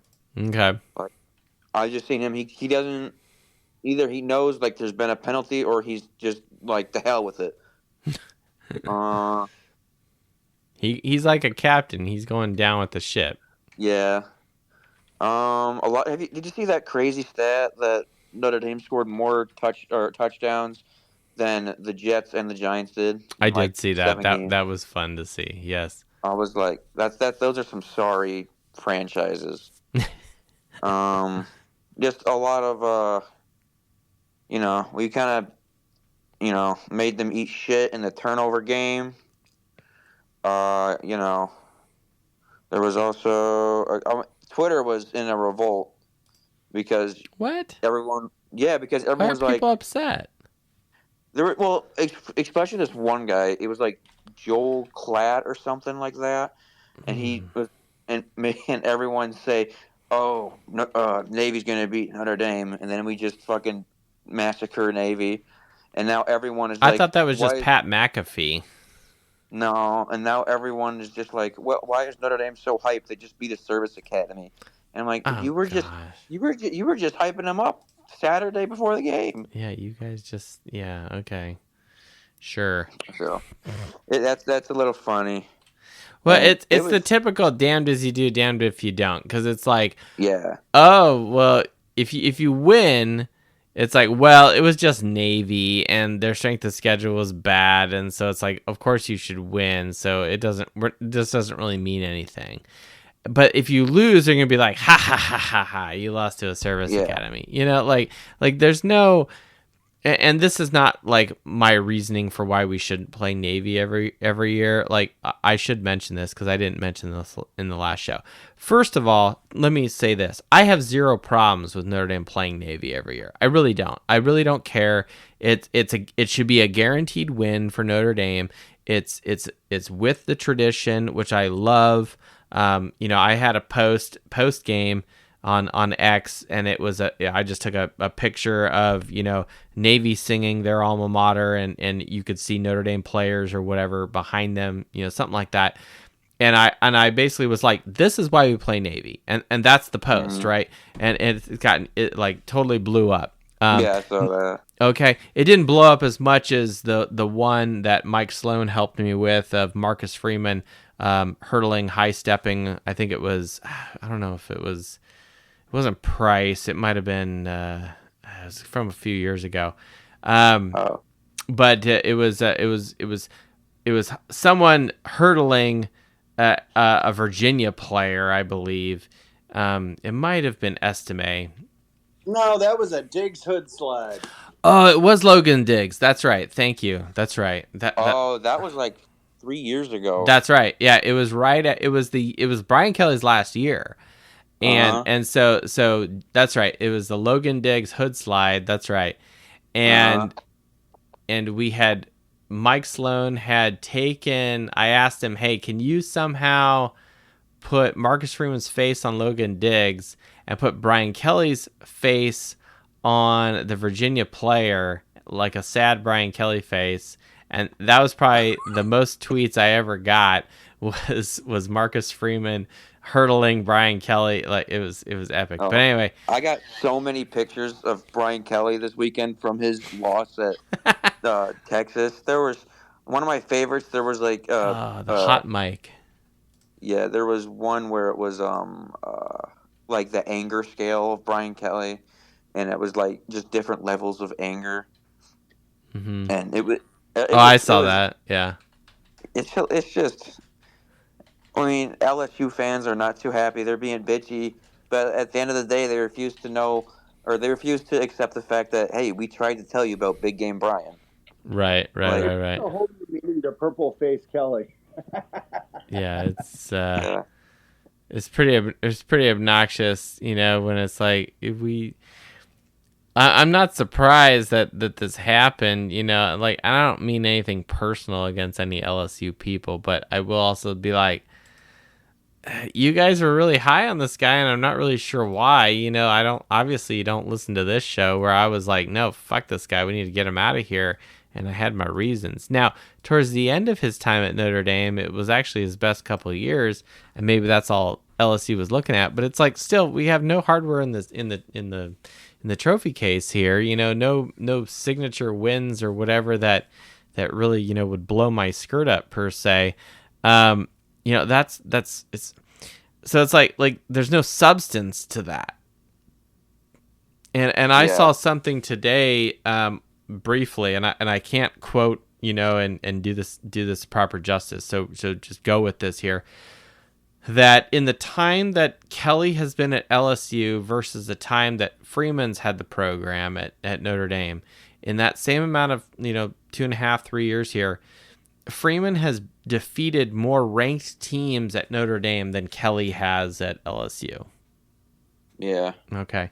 So now you could make some argument about the quality of those teams and this, that, and the other, right? And that would take some research and time to really break that claim down. To me, that seems like an ESPN type of stat, but where it's like just random, and does that really matter? I don't know. But that being said, I'm happy we have Marcus Freeman. It was fun to watch the Aggies defeat LSU, not necessarily because we don't like LSU. I mean, that's the case a little bit. But it's just Brian Kelly. It's really Brian Kelly, and it's just like as time goes on, you're like, gosh, this guy was our head coach forever, and it's like, I know. He just looks like such a fucking dick, and it's just like he's yelling at Nussmeier and telling him he's got to get the fucking operation going or whatever. Man, that was hilarious. I was watching it live when that happened. I was like, oh shit! Like, and then of course I wasn't surprised at all. And then Herbstreit's trying to like, oh yeah, they got to get the operation going. Yeah, because ESPN was like, oops, we fucked up on that one. It's like they just had a turnover. Like, why are you have a hot mic on Brian Kelly? Like, whoever the producer at ESPN is like, do you not know who this guy is? You know he's going to be pissed that his team is starting to crumble before his eyes. You know, like, I mean, it's great for us, you know, and the Notre Dame fans, you know, like I've got some receipts with some Brian Kelly homers here, and I have not reached out to them, so maybe I should do that, you know, just to pour some salt in the wound here. You know, these fuckers actually were sad that Brian Kelly left. I'm like, go fuck yourself, right? You guys are smoking dope, right? Anyway, what else do we need what knowledge do you need to drop on us? Why didn't ABC show the second half of the alma mater? That is good question. Because they hate Catholics. I was getting ready to, start singing it after they showed the Navy, and then Sean McDonough and whoever the hell the other guy is saying, so long from ABC, and I'm like, wait, what about Notre Dame? That's like the biggest part of this rivalry is this. And nope, they cut the broadcast, and I'm like, thanks, Dick.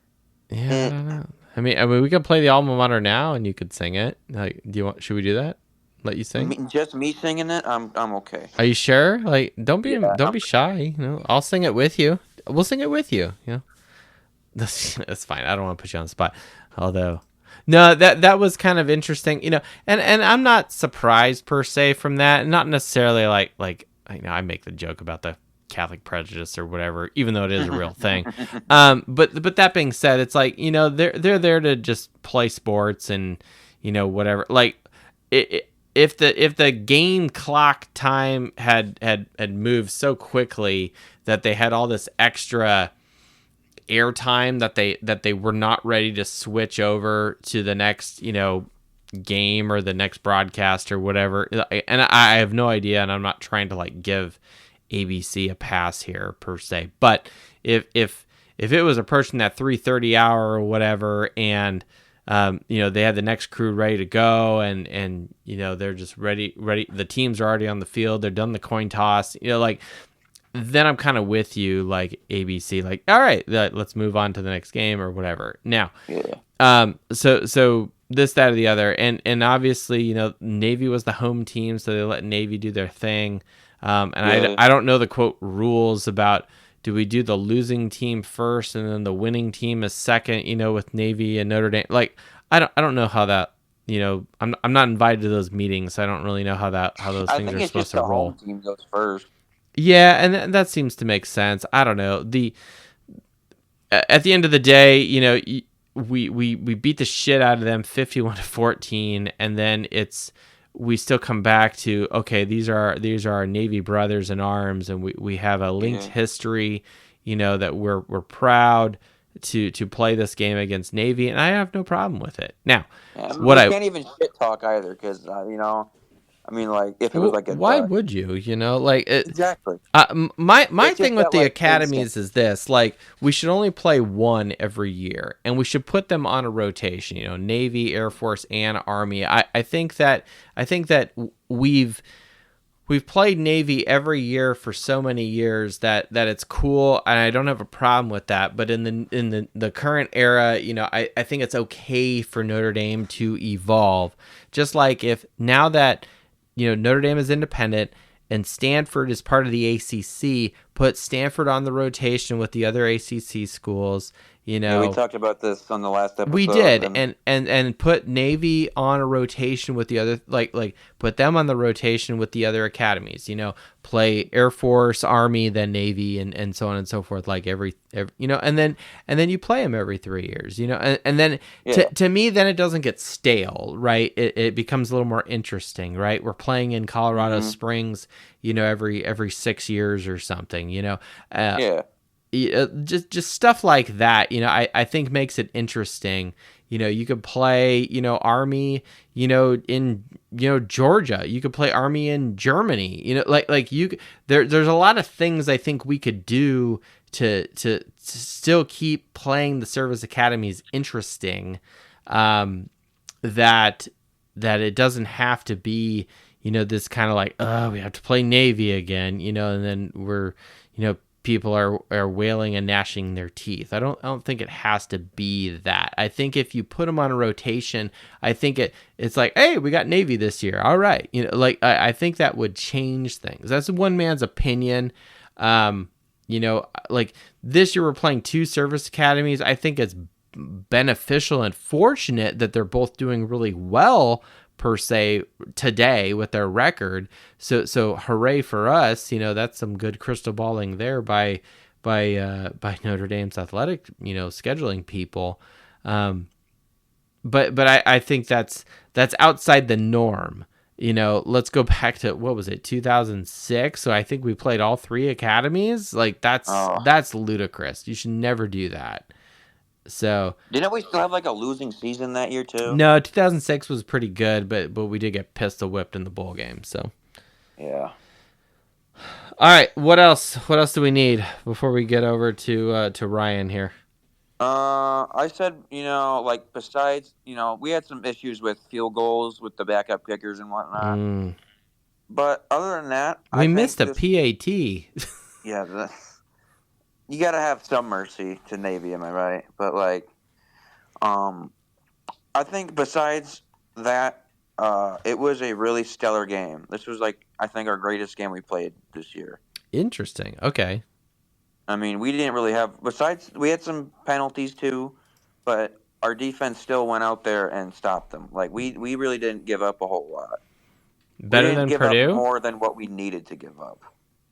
Do you think Notre Dame played better in this game versus Purdue? I mean, Purdue is dog shit. So yeah, but that was also Purdue. That was a million years ago now. So was Texas A&M. Yeah, but I don't know. We had problems with Texas A&M. We did. Oh, sure. The offense was stale and slow, and it struggled at times, right? And we were fortunate to be victorious, I think. And we did earn that win. I don't want to think it's like some lucky casino type shit. No, I think we definitely earned the win down in College Station, right? And shut up all the naysayers and the haters, right? And then we shoot ourselves in the foot the next week against a MAC team. But that being said, not to get negative here, I will say this: Purdue sucks. Texas A&M was, quote, long ago. So I'm kind of with you when you say that this was one of Notre Dame's best wins. And when I say that, it's a ranked team that was averaging a fuck ton of points. I mean, shoot, where were they? They were 4th in the country in scoring offense going into the game, 44 points per game. And we minus 30'd them to 14. You know what I'm saying? That's red zone scoring percentage too. They were the number 1 team in red zone offense. It's ludicrous what they were able to do. 100% in red zone scoring, number 1 in red zone touchdowns. It's crazy. So, and so that was why a lot of people were kind of nervous and wringing their hands going into this Navy game. And I'm like, well, hold on. I'm with you. And last week we were like, hey, there's stats here that can scare the shit out of you. However, you cannot ignore the fact that they have literally played nobody. Teams that are inferior to Navy, Bucknell and Charlotte and the Air Force Academy and whatever. So sorry, Air Force, but but I mean, that's a fact, right? Those teams are not good. Their talent is not good. And so when Navy is beating them soundly, hooray for the midshipmen. But that doesn't, does that mean that Notre Dame should be freaking out and panicking? No.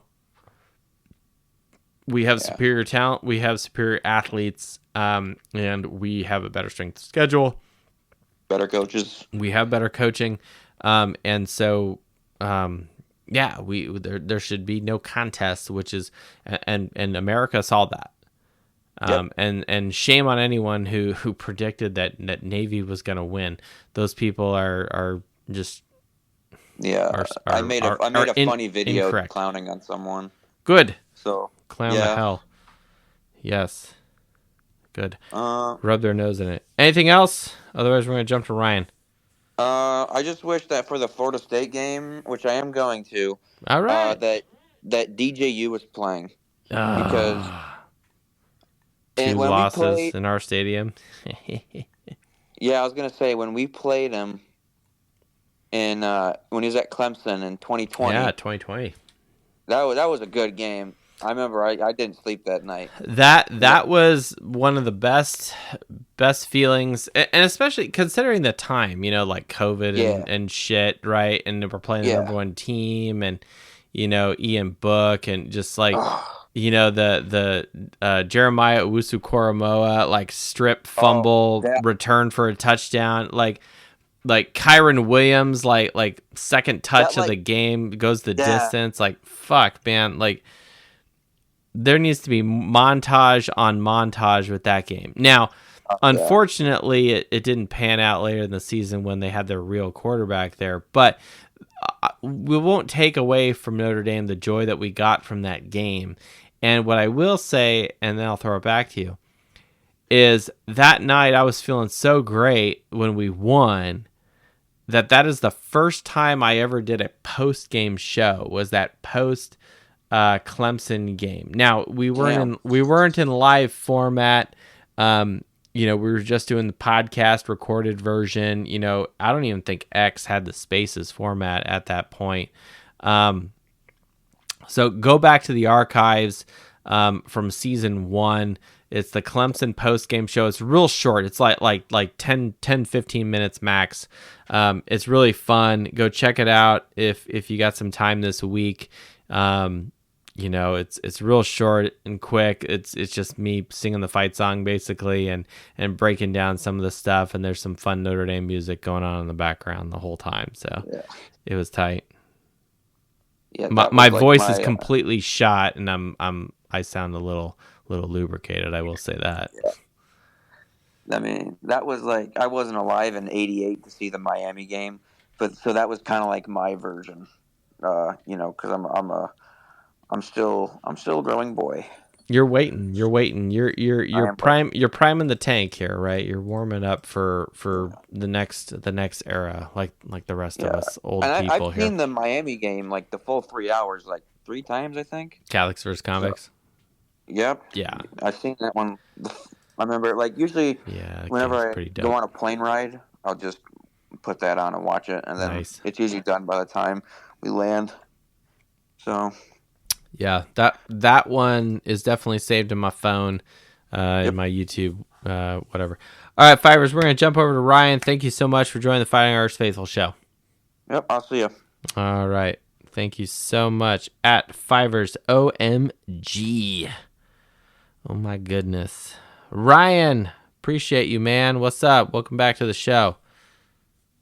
Not much, man. Just got back, late last night from Jersey. Went out and watched us put BTA on Navy. That was fun. But it is annoying, coming back and, everybody in the national media, I believe Joel Klatt even picked Navy to beat us. And I'm sitting there, I'm like, now the whole narrative is, Notre Dame just beat Navy and, along with A&M. I couldn't even enjoy the A&M win because really? Now it turns into, A&M should be ranked ahead of Notre Dame. Because they have a better loss than Notre Dame, and it's like they lost to Notre Dame at home by 10. What is transitive property? We don't have to worry about that. Apparently, it's like, and then you lost to NIU. A&M would have never lost to NIU, and it's like, and then I also got Iowa State, BYU fans trying to talk trash and. BYU, go shut the fuck up. And it's like, dude, people are throwing a fit because we are number 8 in the country and we're overrated. And all everybody brings up is the NIU game. But nobody remembers the Texas A&M game because they don't want to. Well, because that was so long ago, So, I mean, NIU was only a week later. I jumped on one of your spaces briefly, and I think you had some Oregon. No, you had some. It was like I think we were dogging some SC people, and some SC people were like, "Oh, every single team that SC's lost to would crush NIU," is what some joker was saying, and it's like, look, that guy may not be wrong when he makes that claim. However, it doesn't change the fact that your team, the Condoms, has X number of losses, which is atrocious. You have no shot of making the playoffs again, okay? You've never made the playoffs in the modern era. You really haven't been worth a crap since Pete Carroll left, quite frankly. Okay, there was a few New Year's Six wins in there, right, with Clay Helton. All right, respect, okay? But no, like you guys have done nothing as a program in the national media consciousness, right? Your stadium is half empty, most games. So fuck you, USC. I hate you. Well, fuck you, USC. The thing that annoys me the most is I've got A&M fans who, by the way, I have nothing against A&M fans. There are some cool A&M fans that I've met, in some spaces that we did before the game, after the game. Those guys are cool. But the ones now that are like, oh, that game that Notre Dame beat us at home, that was a fluke. If we would have started Marcel Reed, we would have beat the absolute crap out of you guys. What the fuck? He played half a game of football.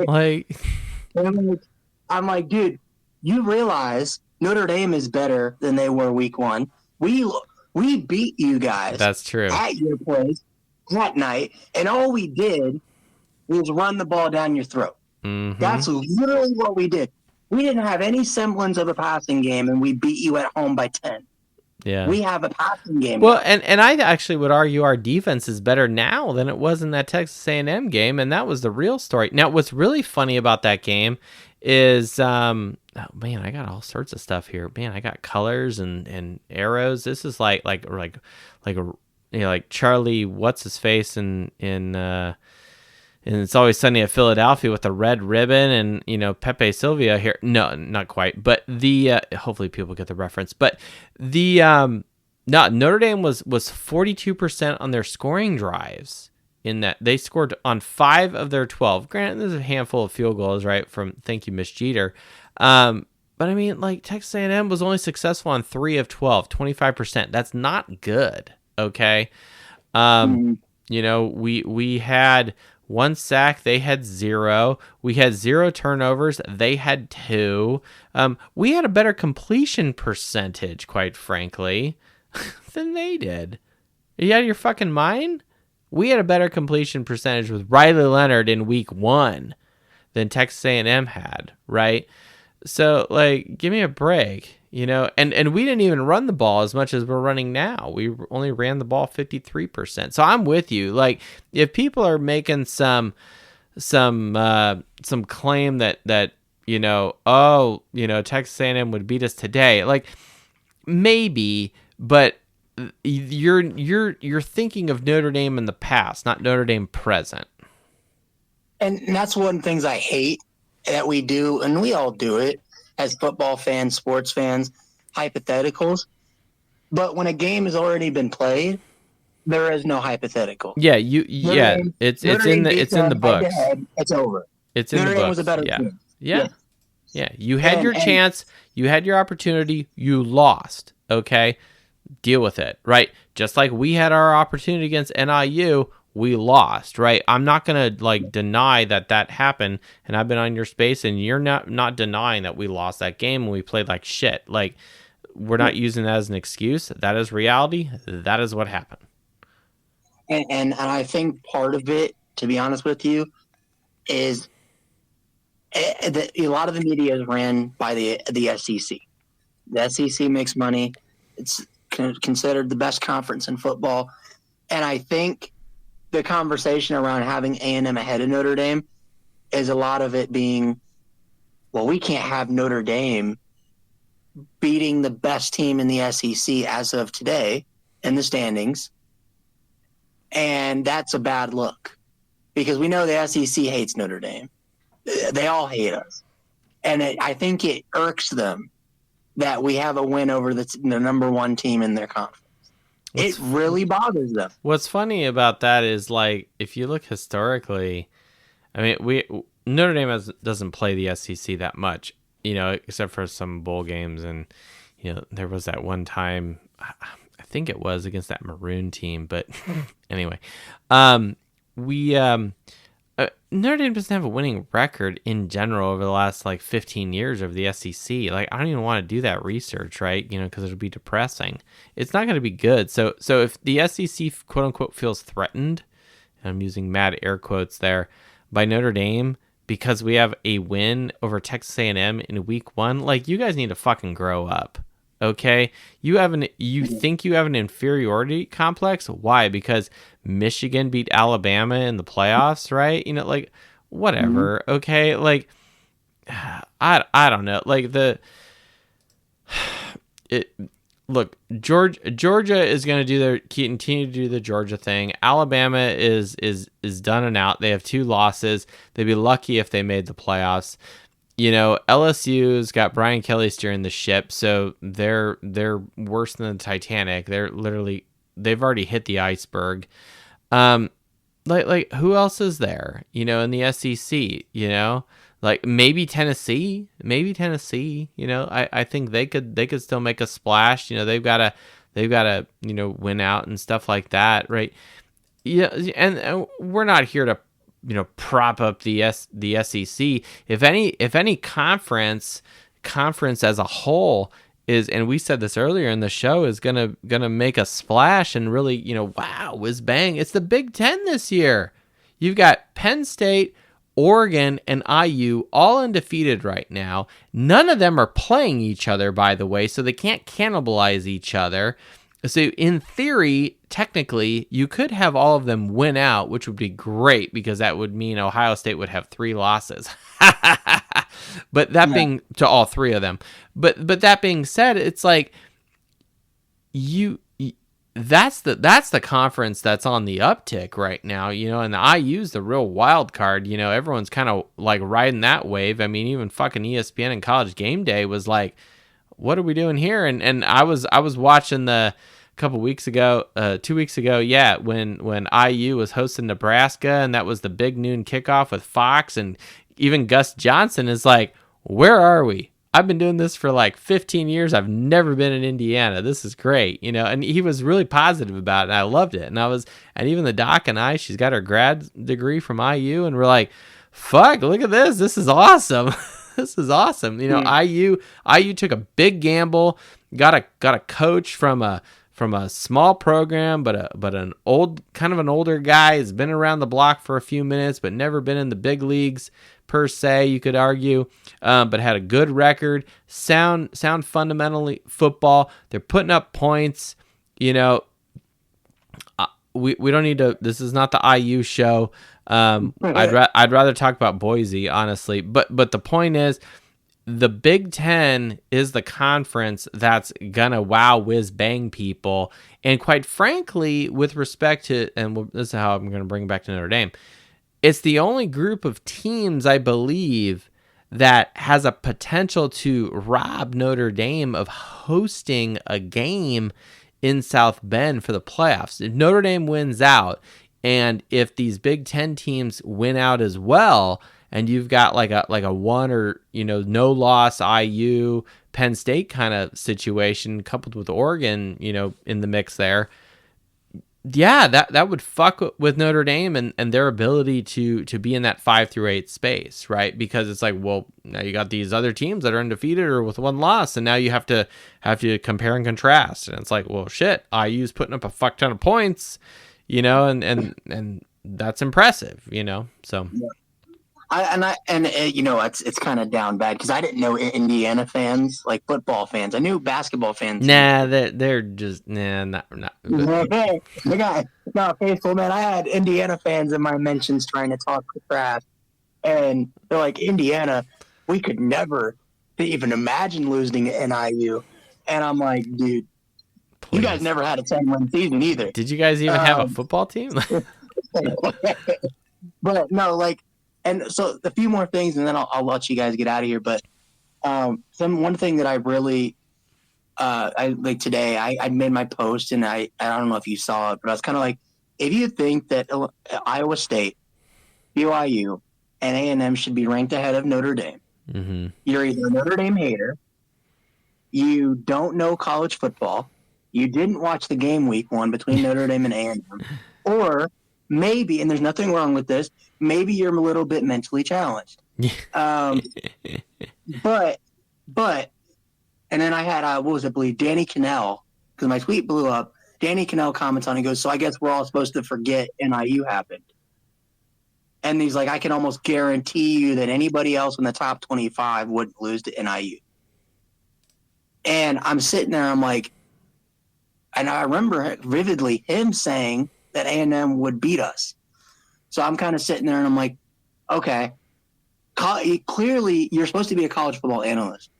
If you're a college football analyst, nothing in college football is a guarantee, especially this year. Vandy beat Alabama. Yeah. NIU beat Notre They Dame. almost beat Texas too, by the way. They stepped on their own dick. They could have beaten Texas, but they played stupid at the end of the game.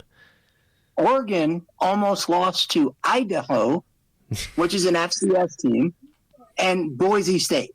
And Boise State. Yes, that's the only blemish Boise has, and Boise State did not look good in that game. And that's the thing is like, well, they lost by 3 football, points too, so it came down to the wire that's because Boise State had the lead at halftime, okay, and then they pissed away the third quarter, quite frankly. Yeah. And so what I commented under what Danny posted is I'm like, no, us as Notre Dame fans, we are not forgetting the NIU loss, but we are also smart enough to realize that a resume, which is what the college football committee, the CFP committee looks at, is more than just one game.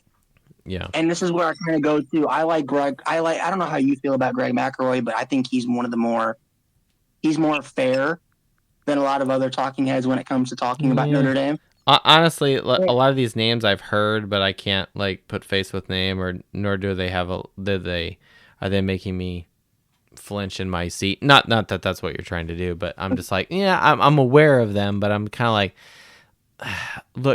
look for me, Scotch spreadsheets, right? Like we look at teamrankings.com, we look at things like Sagarin, right? These are very math based sources. Okay, Sagarin's got Notre Dame, I think, at like 6th right now in the country. Okay, and that's a function of strength of schedule and margin of victory. Okay. I think Georgia's number 1 in Sagarin right now. So I'm not trying to cut you off here. What I'm going with is these media people are that they are media people. They do this for a living. This is how they earn their paychecks per se, right? So they're being paid to have their opinion by their employer per se.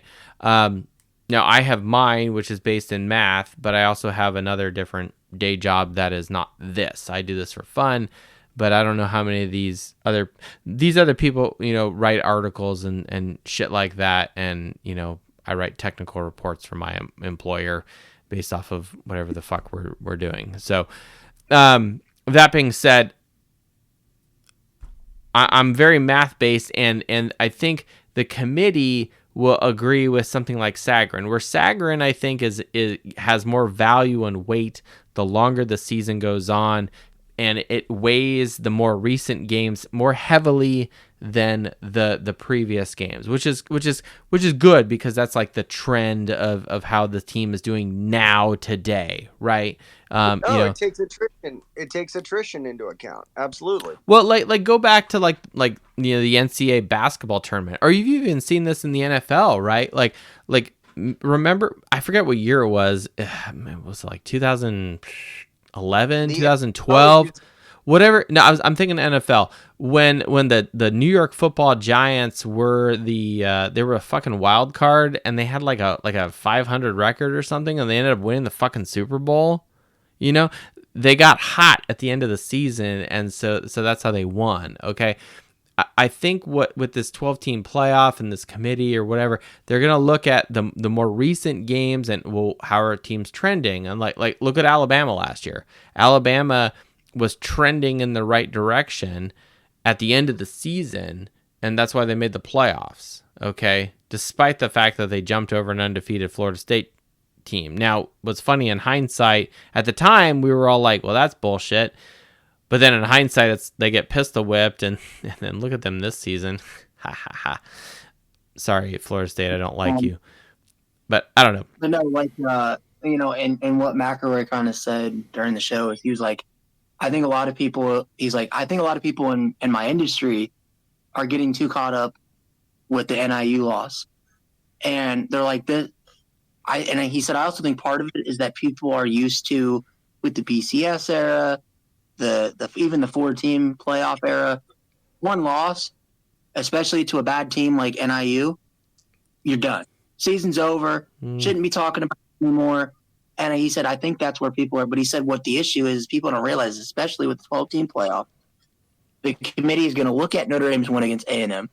They always value head-to-head when teams are – and they're also going to look at how Notre Dame has progressed since the NIU loss. Have they gotten better? Have they had any close calls? Did they struggle with any bad teams? And so far, they have not. Yeah. And I think he said, now, if Notre Dame were to have struggled against Miami, Ohio, struggled to put away Georgia Tech, struggled to put away Louisville, then maybe we can have a different discussion. But he said that's where people forget. A resume is more than one game. Yeah. It's more than just the A&M game. It's more than the NIU game.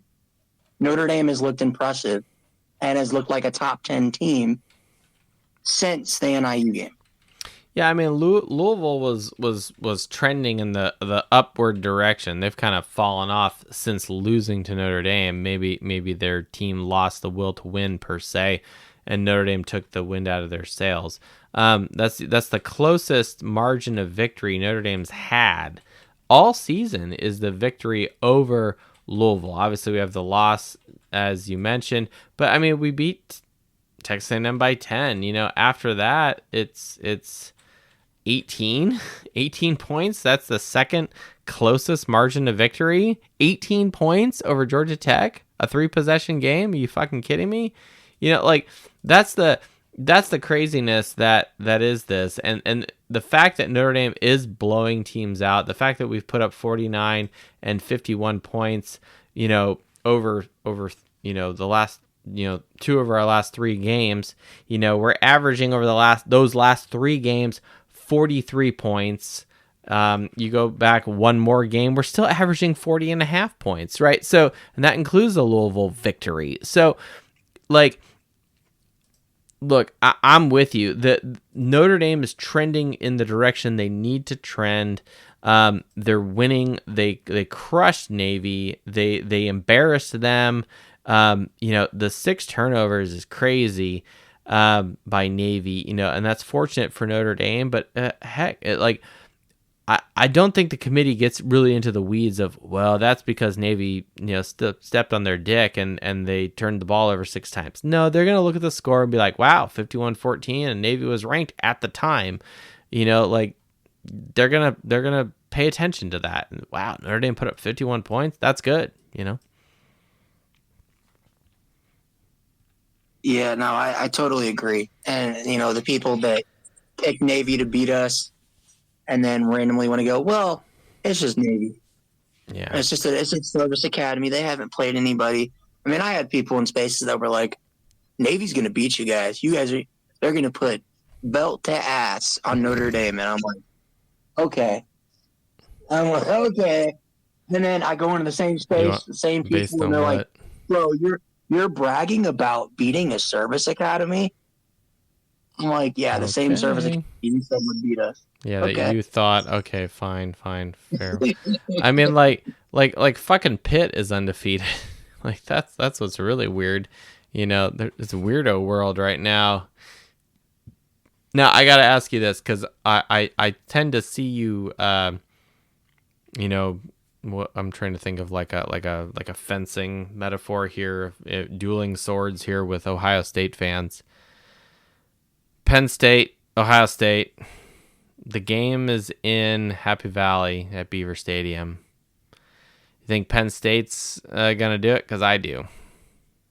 Part of me kind of hates Ryan Day and Ohio State, and they've looked real suspect.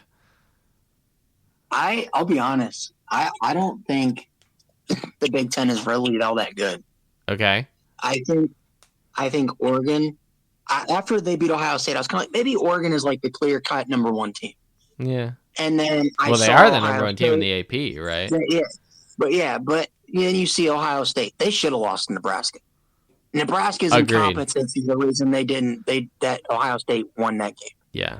Penn State, they probably have 2 losses by now.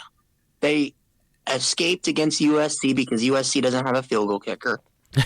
And Lincoln Riley is one of the biggest choke artists in college football. Mm-hmm. Penn State should have lost to Bowling Green at home. Mm-hmm. They were in a dogfight with Illinois. Now, Illinois is a solid team. Yeah. But I don't think it's a team that, in terms of talent, Penn State should be in a dogfight with. Penn State's not putting up crazy numbers, right? Like they're undefeated 28, 33, 27, 21, 56. Okay, that's Kent State. 34 Bowling Green, 34 West Virginia. I mean, I'm not impressed by the scoring offense per se of Penn State's victories here over a mediocre UCLA team and a ho-hum Wisconsin team. Yeah, and that's another thing. Penn State was trailing Wisconsin in the fourth quarter. Like, I think the Big Ten is very overrated. Now, okay. Indiana's a team where I don't think we really know what they are. They've looked very impressive. I don't even think they know what they are because they're like, we're just out there doing our thing, and we got some corn-fed boys O-line, and we've got a quarterback transfer from Ohio, not Ohio State, Ohio. He's a Bobcat, okay? It's like, okay, right? We got a new coach. So I really think, like, here's my thing of IU. I think IU is on the freshness effect, and they're riding the wave of everything is new for a program that is in a big name conference, because it's the Big Ten. It's a big name conference, right? But I mean, they're 8-0. Like IU, like I'm not saying like the fans of Indiana football have been like dying for this. I mean, they probably have, but I mean, no one ever, no real college football, your average college football fan thinks of IU as some sort of football, program. You know what I mean? Like they clearly have one. They're almost the equivalents of like, Vanderbilt or Kentucky, in their football programs. You know what I'm saying? Like it's one of those things where it's like, well, yeah, they got a program. They're in the big name conference, but we don't really take them serious because the university doesn't. Now, fast forward to the present. Now they got this new coach. They spent some serious coin to get him. I do think they, in addition to paying him well, they're taking a risk in bringing a non D1 power conference coach to Bloomington. But it's paying off, and they're undefeated right now. They got to go to play at Sparty. Then they got Michigan at home, and then they got Ohio State. Like, I think it's very possible for IU, depending on what happens with that Ohio State game and the two Michigan teams. Like they're in the hardest, quote unquote, hardest part of their schedule. They're gonna pistol whip Purdue, which is gonna be really fun to watch. But I could see I would not be surprised if IU was undefeated at the end of the season, or if they were like 10-2. I could see it going in either one of those directions. And if they're undefeated, then I think that says a lot about IU as a program and where they are now, and the excitement that brings to college football. Like, I'll say this. If IU is undefeated at the end of the regular season, that's really, really exciting. And Boise State's like 11-1, and Notre Dame's 11-1. Like, you're gonna have it's going to be really cool and really exciting, you know. So that's all I gotta say. I think is that gives college football the most excitement, you know, that gives us joy. Can I put it that way? Yeah, I'm just like I'm so excited to finally get to see what the CFP committee ranks, and I'm so glad, man. I am so glad that these 8 voters, these people that at one point had Notre Dame, I believe it was last week, that were like out barely inside the top 25. It's like I'm so glad those people don't have any impact on what the actual CFP rankings are. Yeah, we get to sit down and actually listen to people that actually what their opinions matter, and the rankings that actually matter. Because I don't know how you feel, but I think after this week, when the first rankings come out, Notre Dame will be ahead of Iowa State, BYU, and A&M. Even if BYU and Iowa State is still undefeated, I think they will be ahead, because I think that they will value a win against a top 10 team on the road over being undefeated when you haven't played anybody. Yeah, for sure. Yeah, no doubt. All right, man, we're getting down to the wire here. We're gonna let you go. William, Owen, you've been patiently waiting. I see Black Cartman there too. That's kind of fun. All right, thank you, Ryan. William, Owen, Red Snapper. Who are we going with? William or Owen? Eeny, meeny, miny, mo. Who? Let's go with Owen. Owen. Invite you to speak. Add a speaker. Owen Molinate. What's up? Welcome to the show. Hello. Yo, Owen. Hello. How's it go? Yeah, you're on. Let's go. You're live on the Fighting Irish Faithful show. This is being recorded. With our other friend, I was at the game Saturday. Hell yeah. And unbeknownst to me, I bought tickets right next to the Corps Cadets. I was sitting right next to all the Navy midshipmen. Were they rowdy? No. The random ass people were more than them. Yeah. We saw 2 touchdowns in the end zone I was sitting in. We thought Jeremiah Love's touchdown. There you go. Right, and then we saw a Navy touchdown was on the other side of the end zone. And there was one other one. I can't think. But yeah, it was a fun time. Let me tell you, them watching all the cadets out on the field was actually pretty cool. Okay. Like when they're doing the alma mater and that kind of stuff, or? Yeah, but before I get attacked, because I drove home that night, we left before the end of the game. What? It was such a blowout. You left early like Judas? Oh, yeah. It was my dad, because we had a 4-hour drive home. Oh, okay.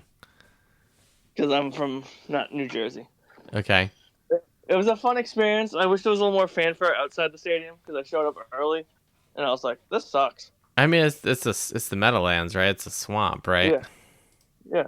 But, I don't know, I kicked a 10-yard field goal inside at one of the fan things.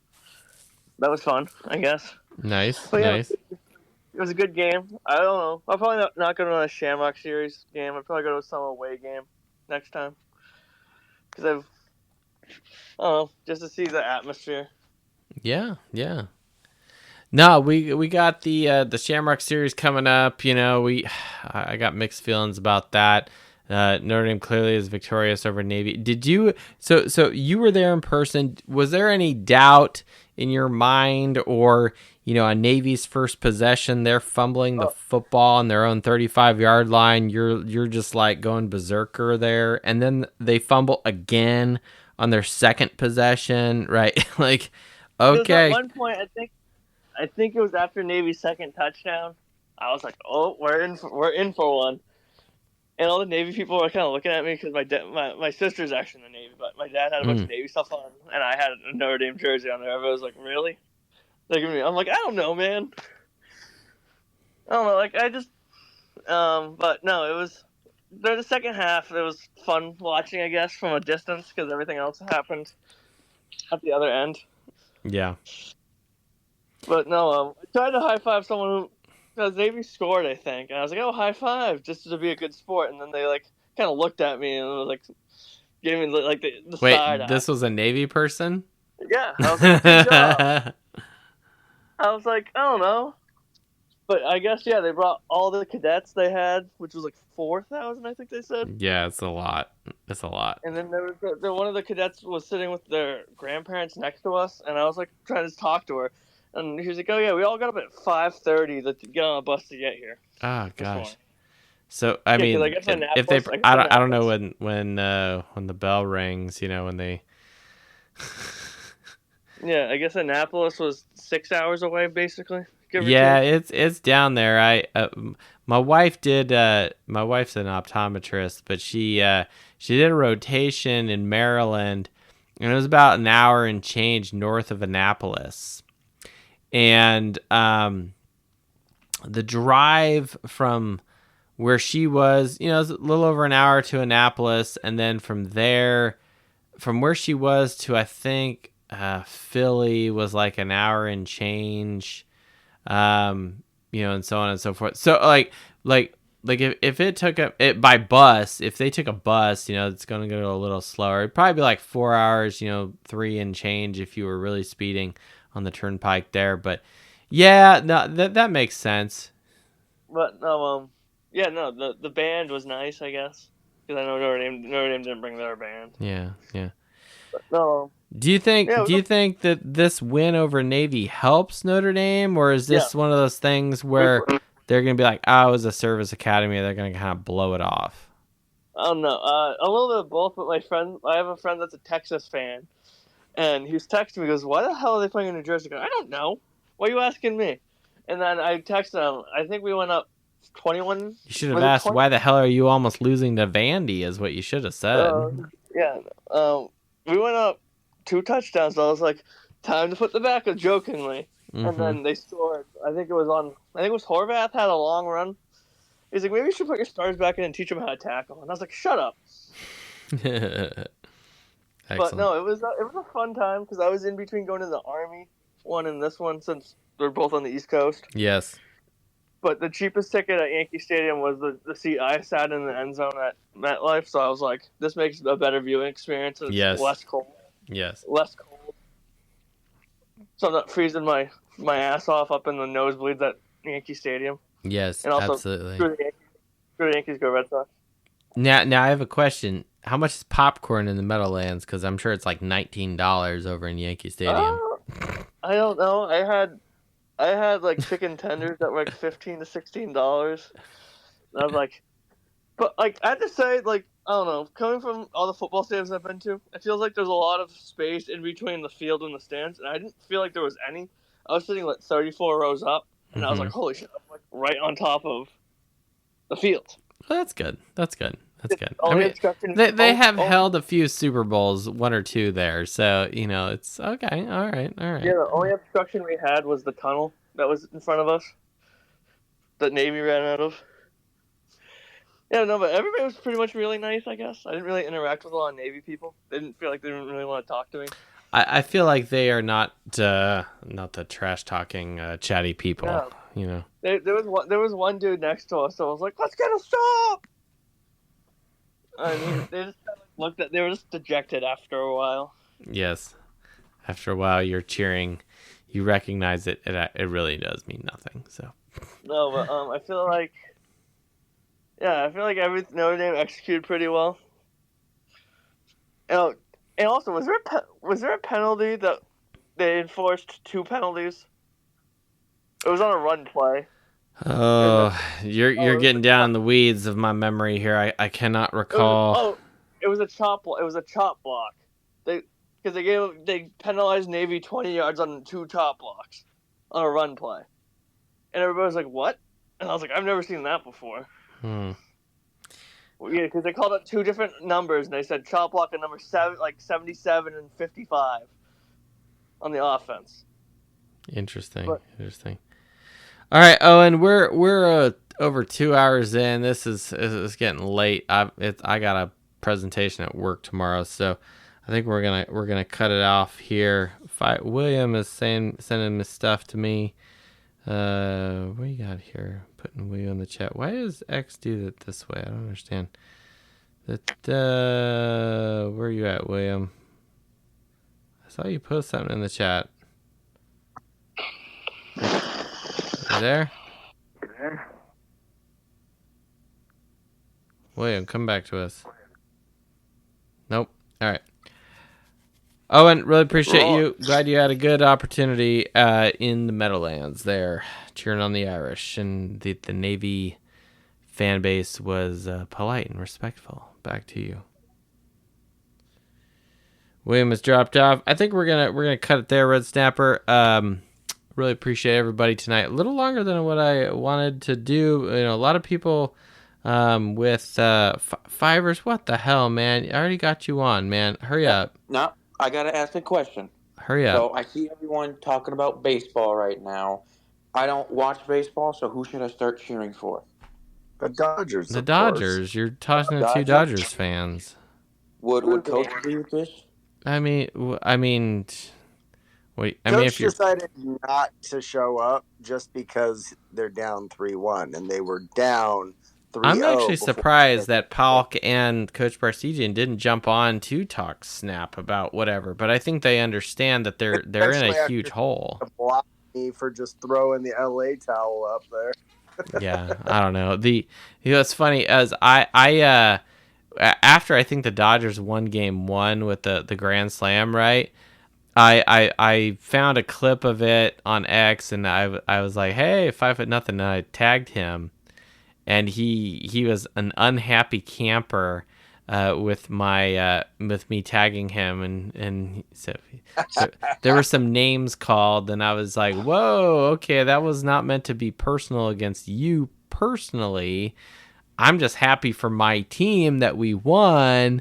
You know, I don't claim to be an expert in anything, but I can be happy because they are my team.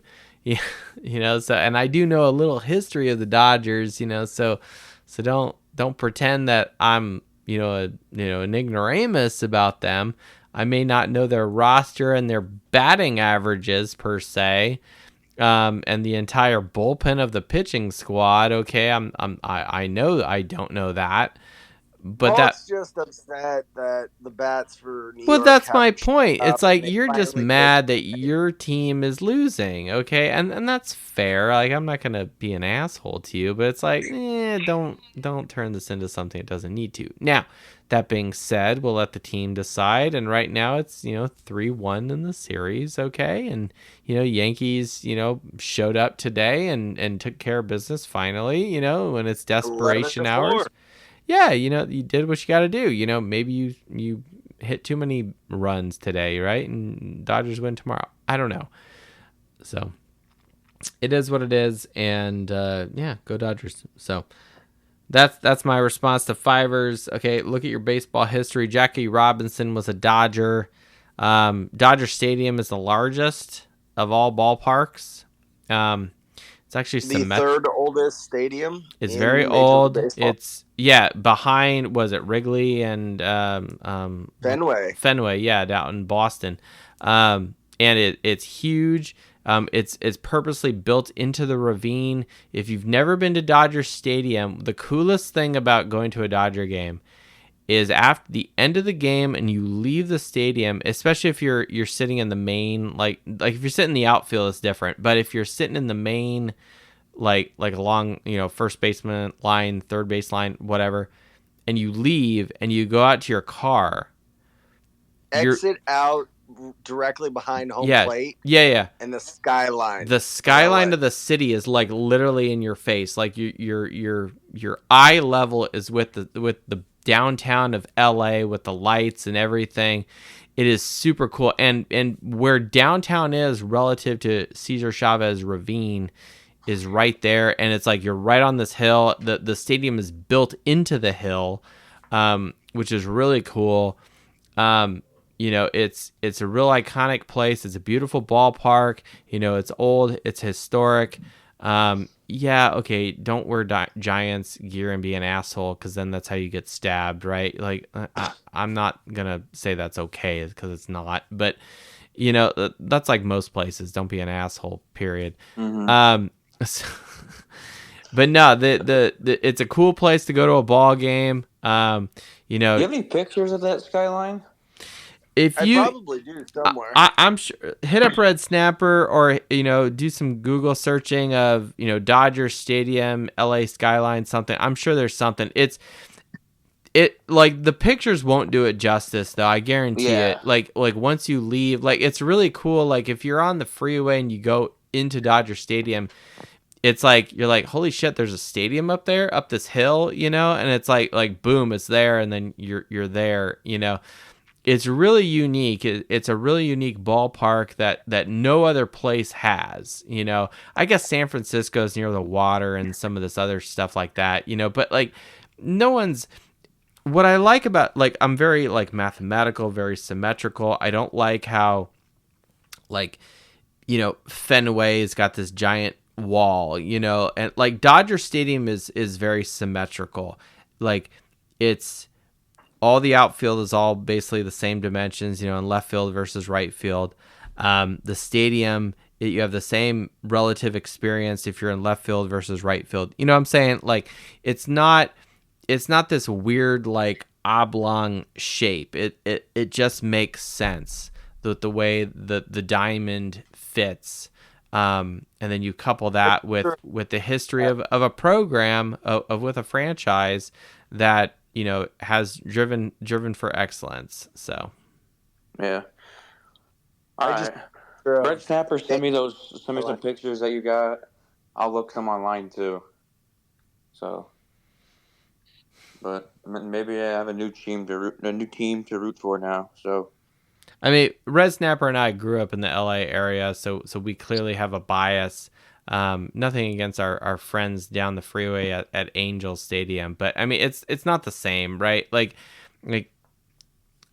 respect to the Angels, but there's nothing like going to a Dodger game, and the whole bit. And I will say this: what was that, Red Snapper?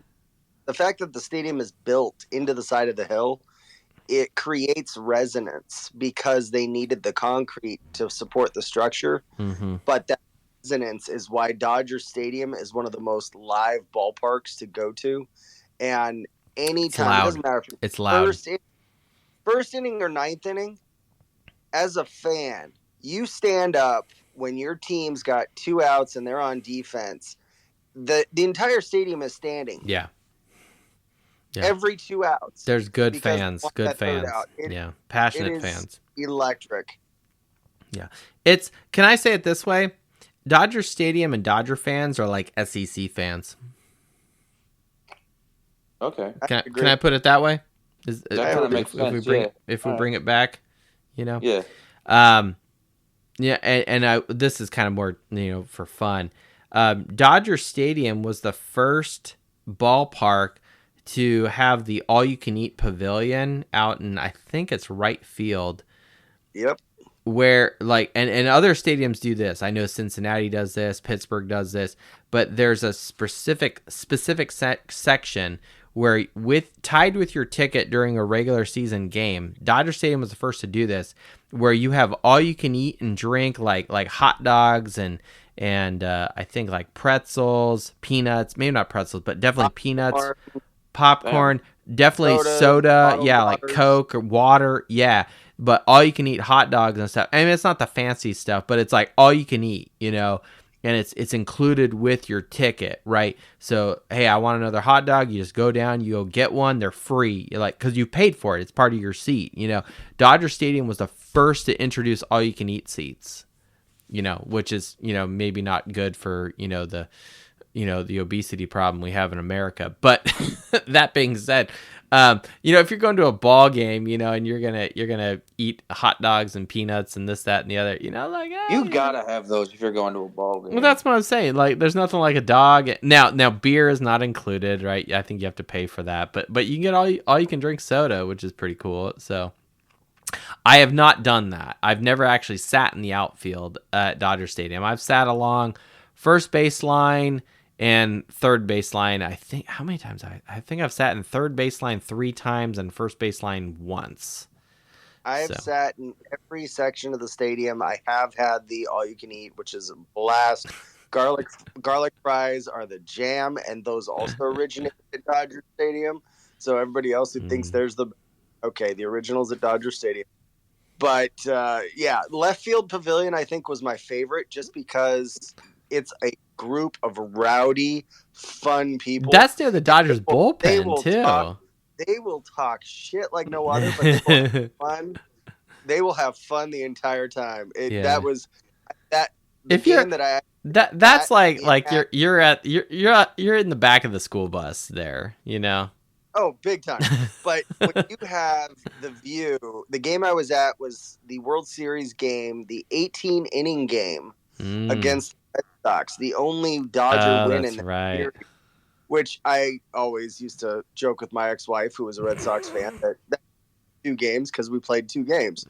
Muncie's walk-off landed 15 rows in front of us, and the half inning right before that, Red Sox were making a run to put some runs up, and Bellinger caught a fly ball, and where we were sitting, we had the view of him catching, transition, and throw, and this ball was on a rope from his arm, leaving his hand all the way to home plate, and we saw him make the assist for the out. It was in craziest play I've ever seen. Tight. All right, let's go watch some Dodgers highlights. I think we'll end the show with that. Sorry, Paul and Coach Parsegian. Yeah, I don't know what. Hey, they had their opportunity. There's still hope for them. Oh, sure it is. No, hey, more baseball for America, right? It's America's pastime. Exactly. So, all right, this is a really late show. I was not expecting a bye-week show to go almost 2.5 hours. Okay, sounds good.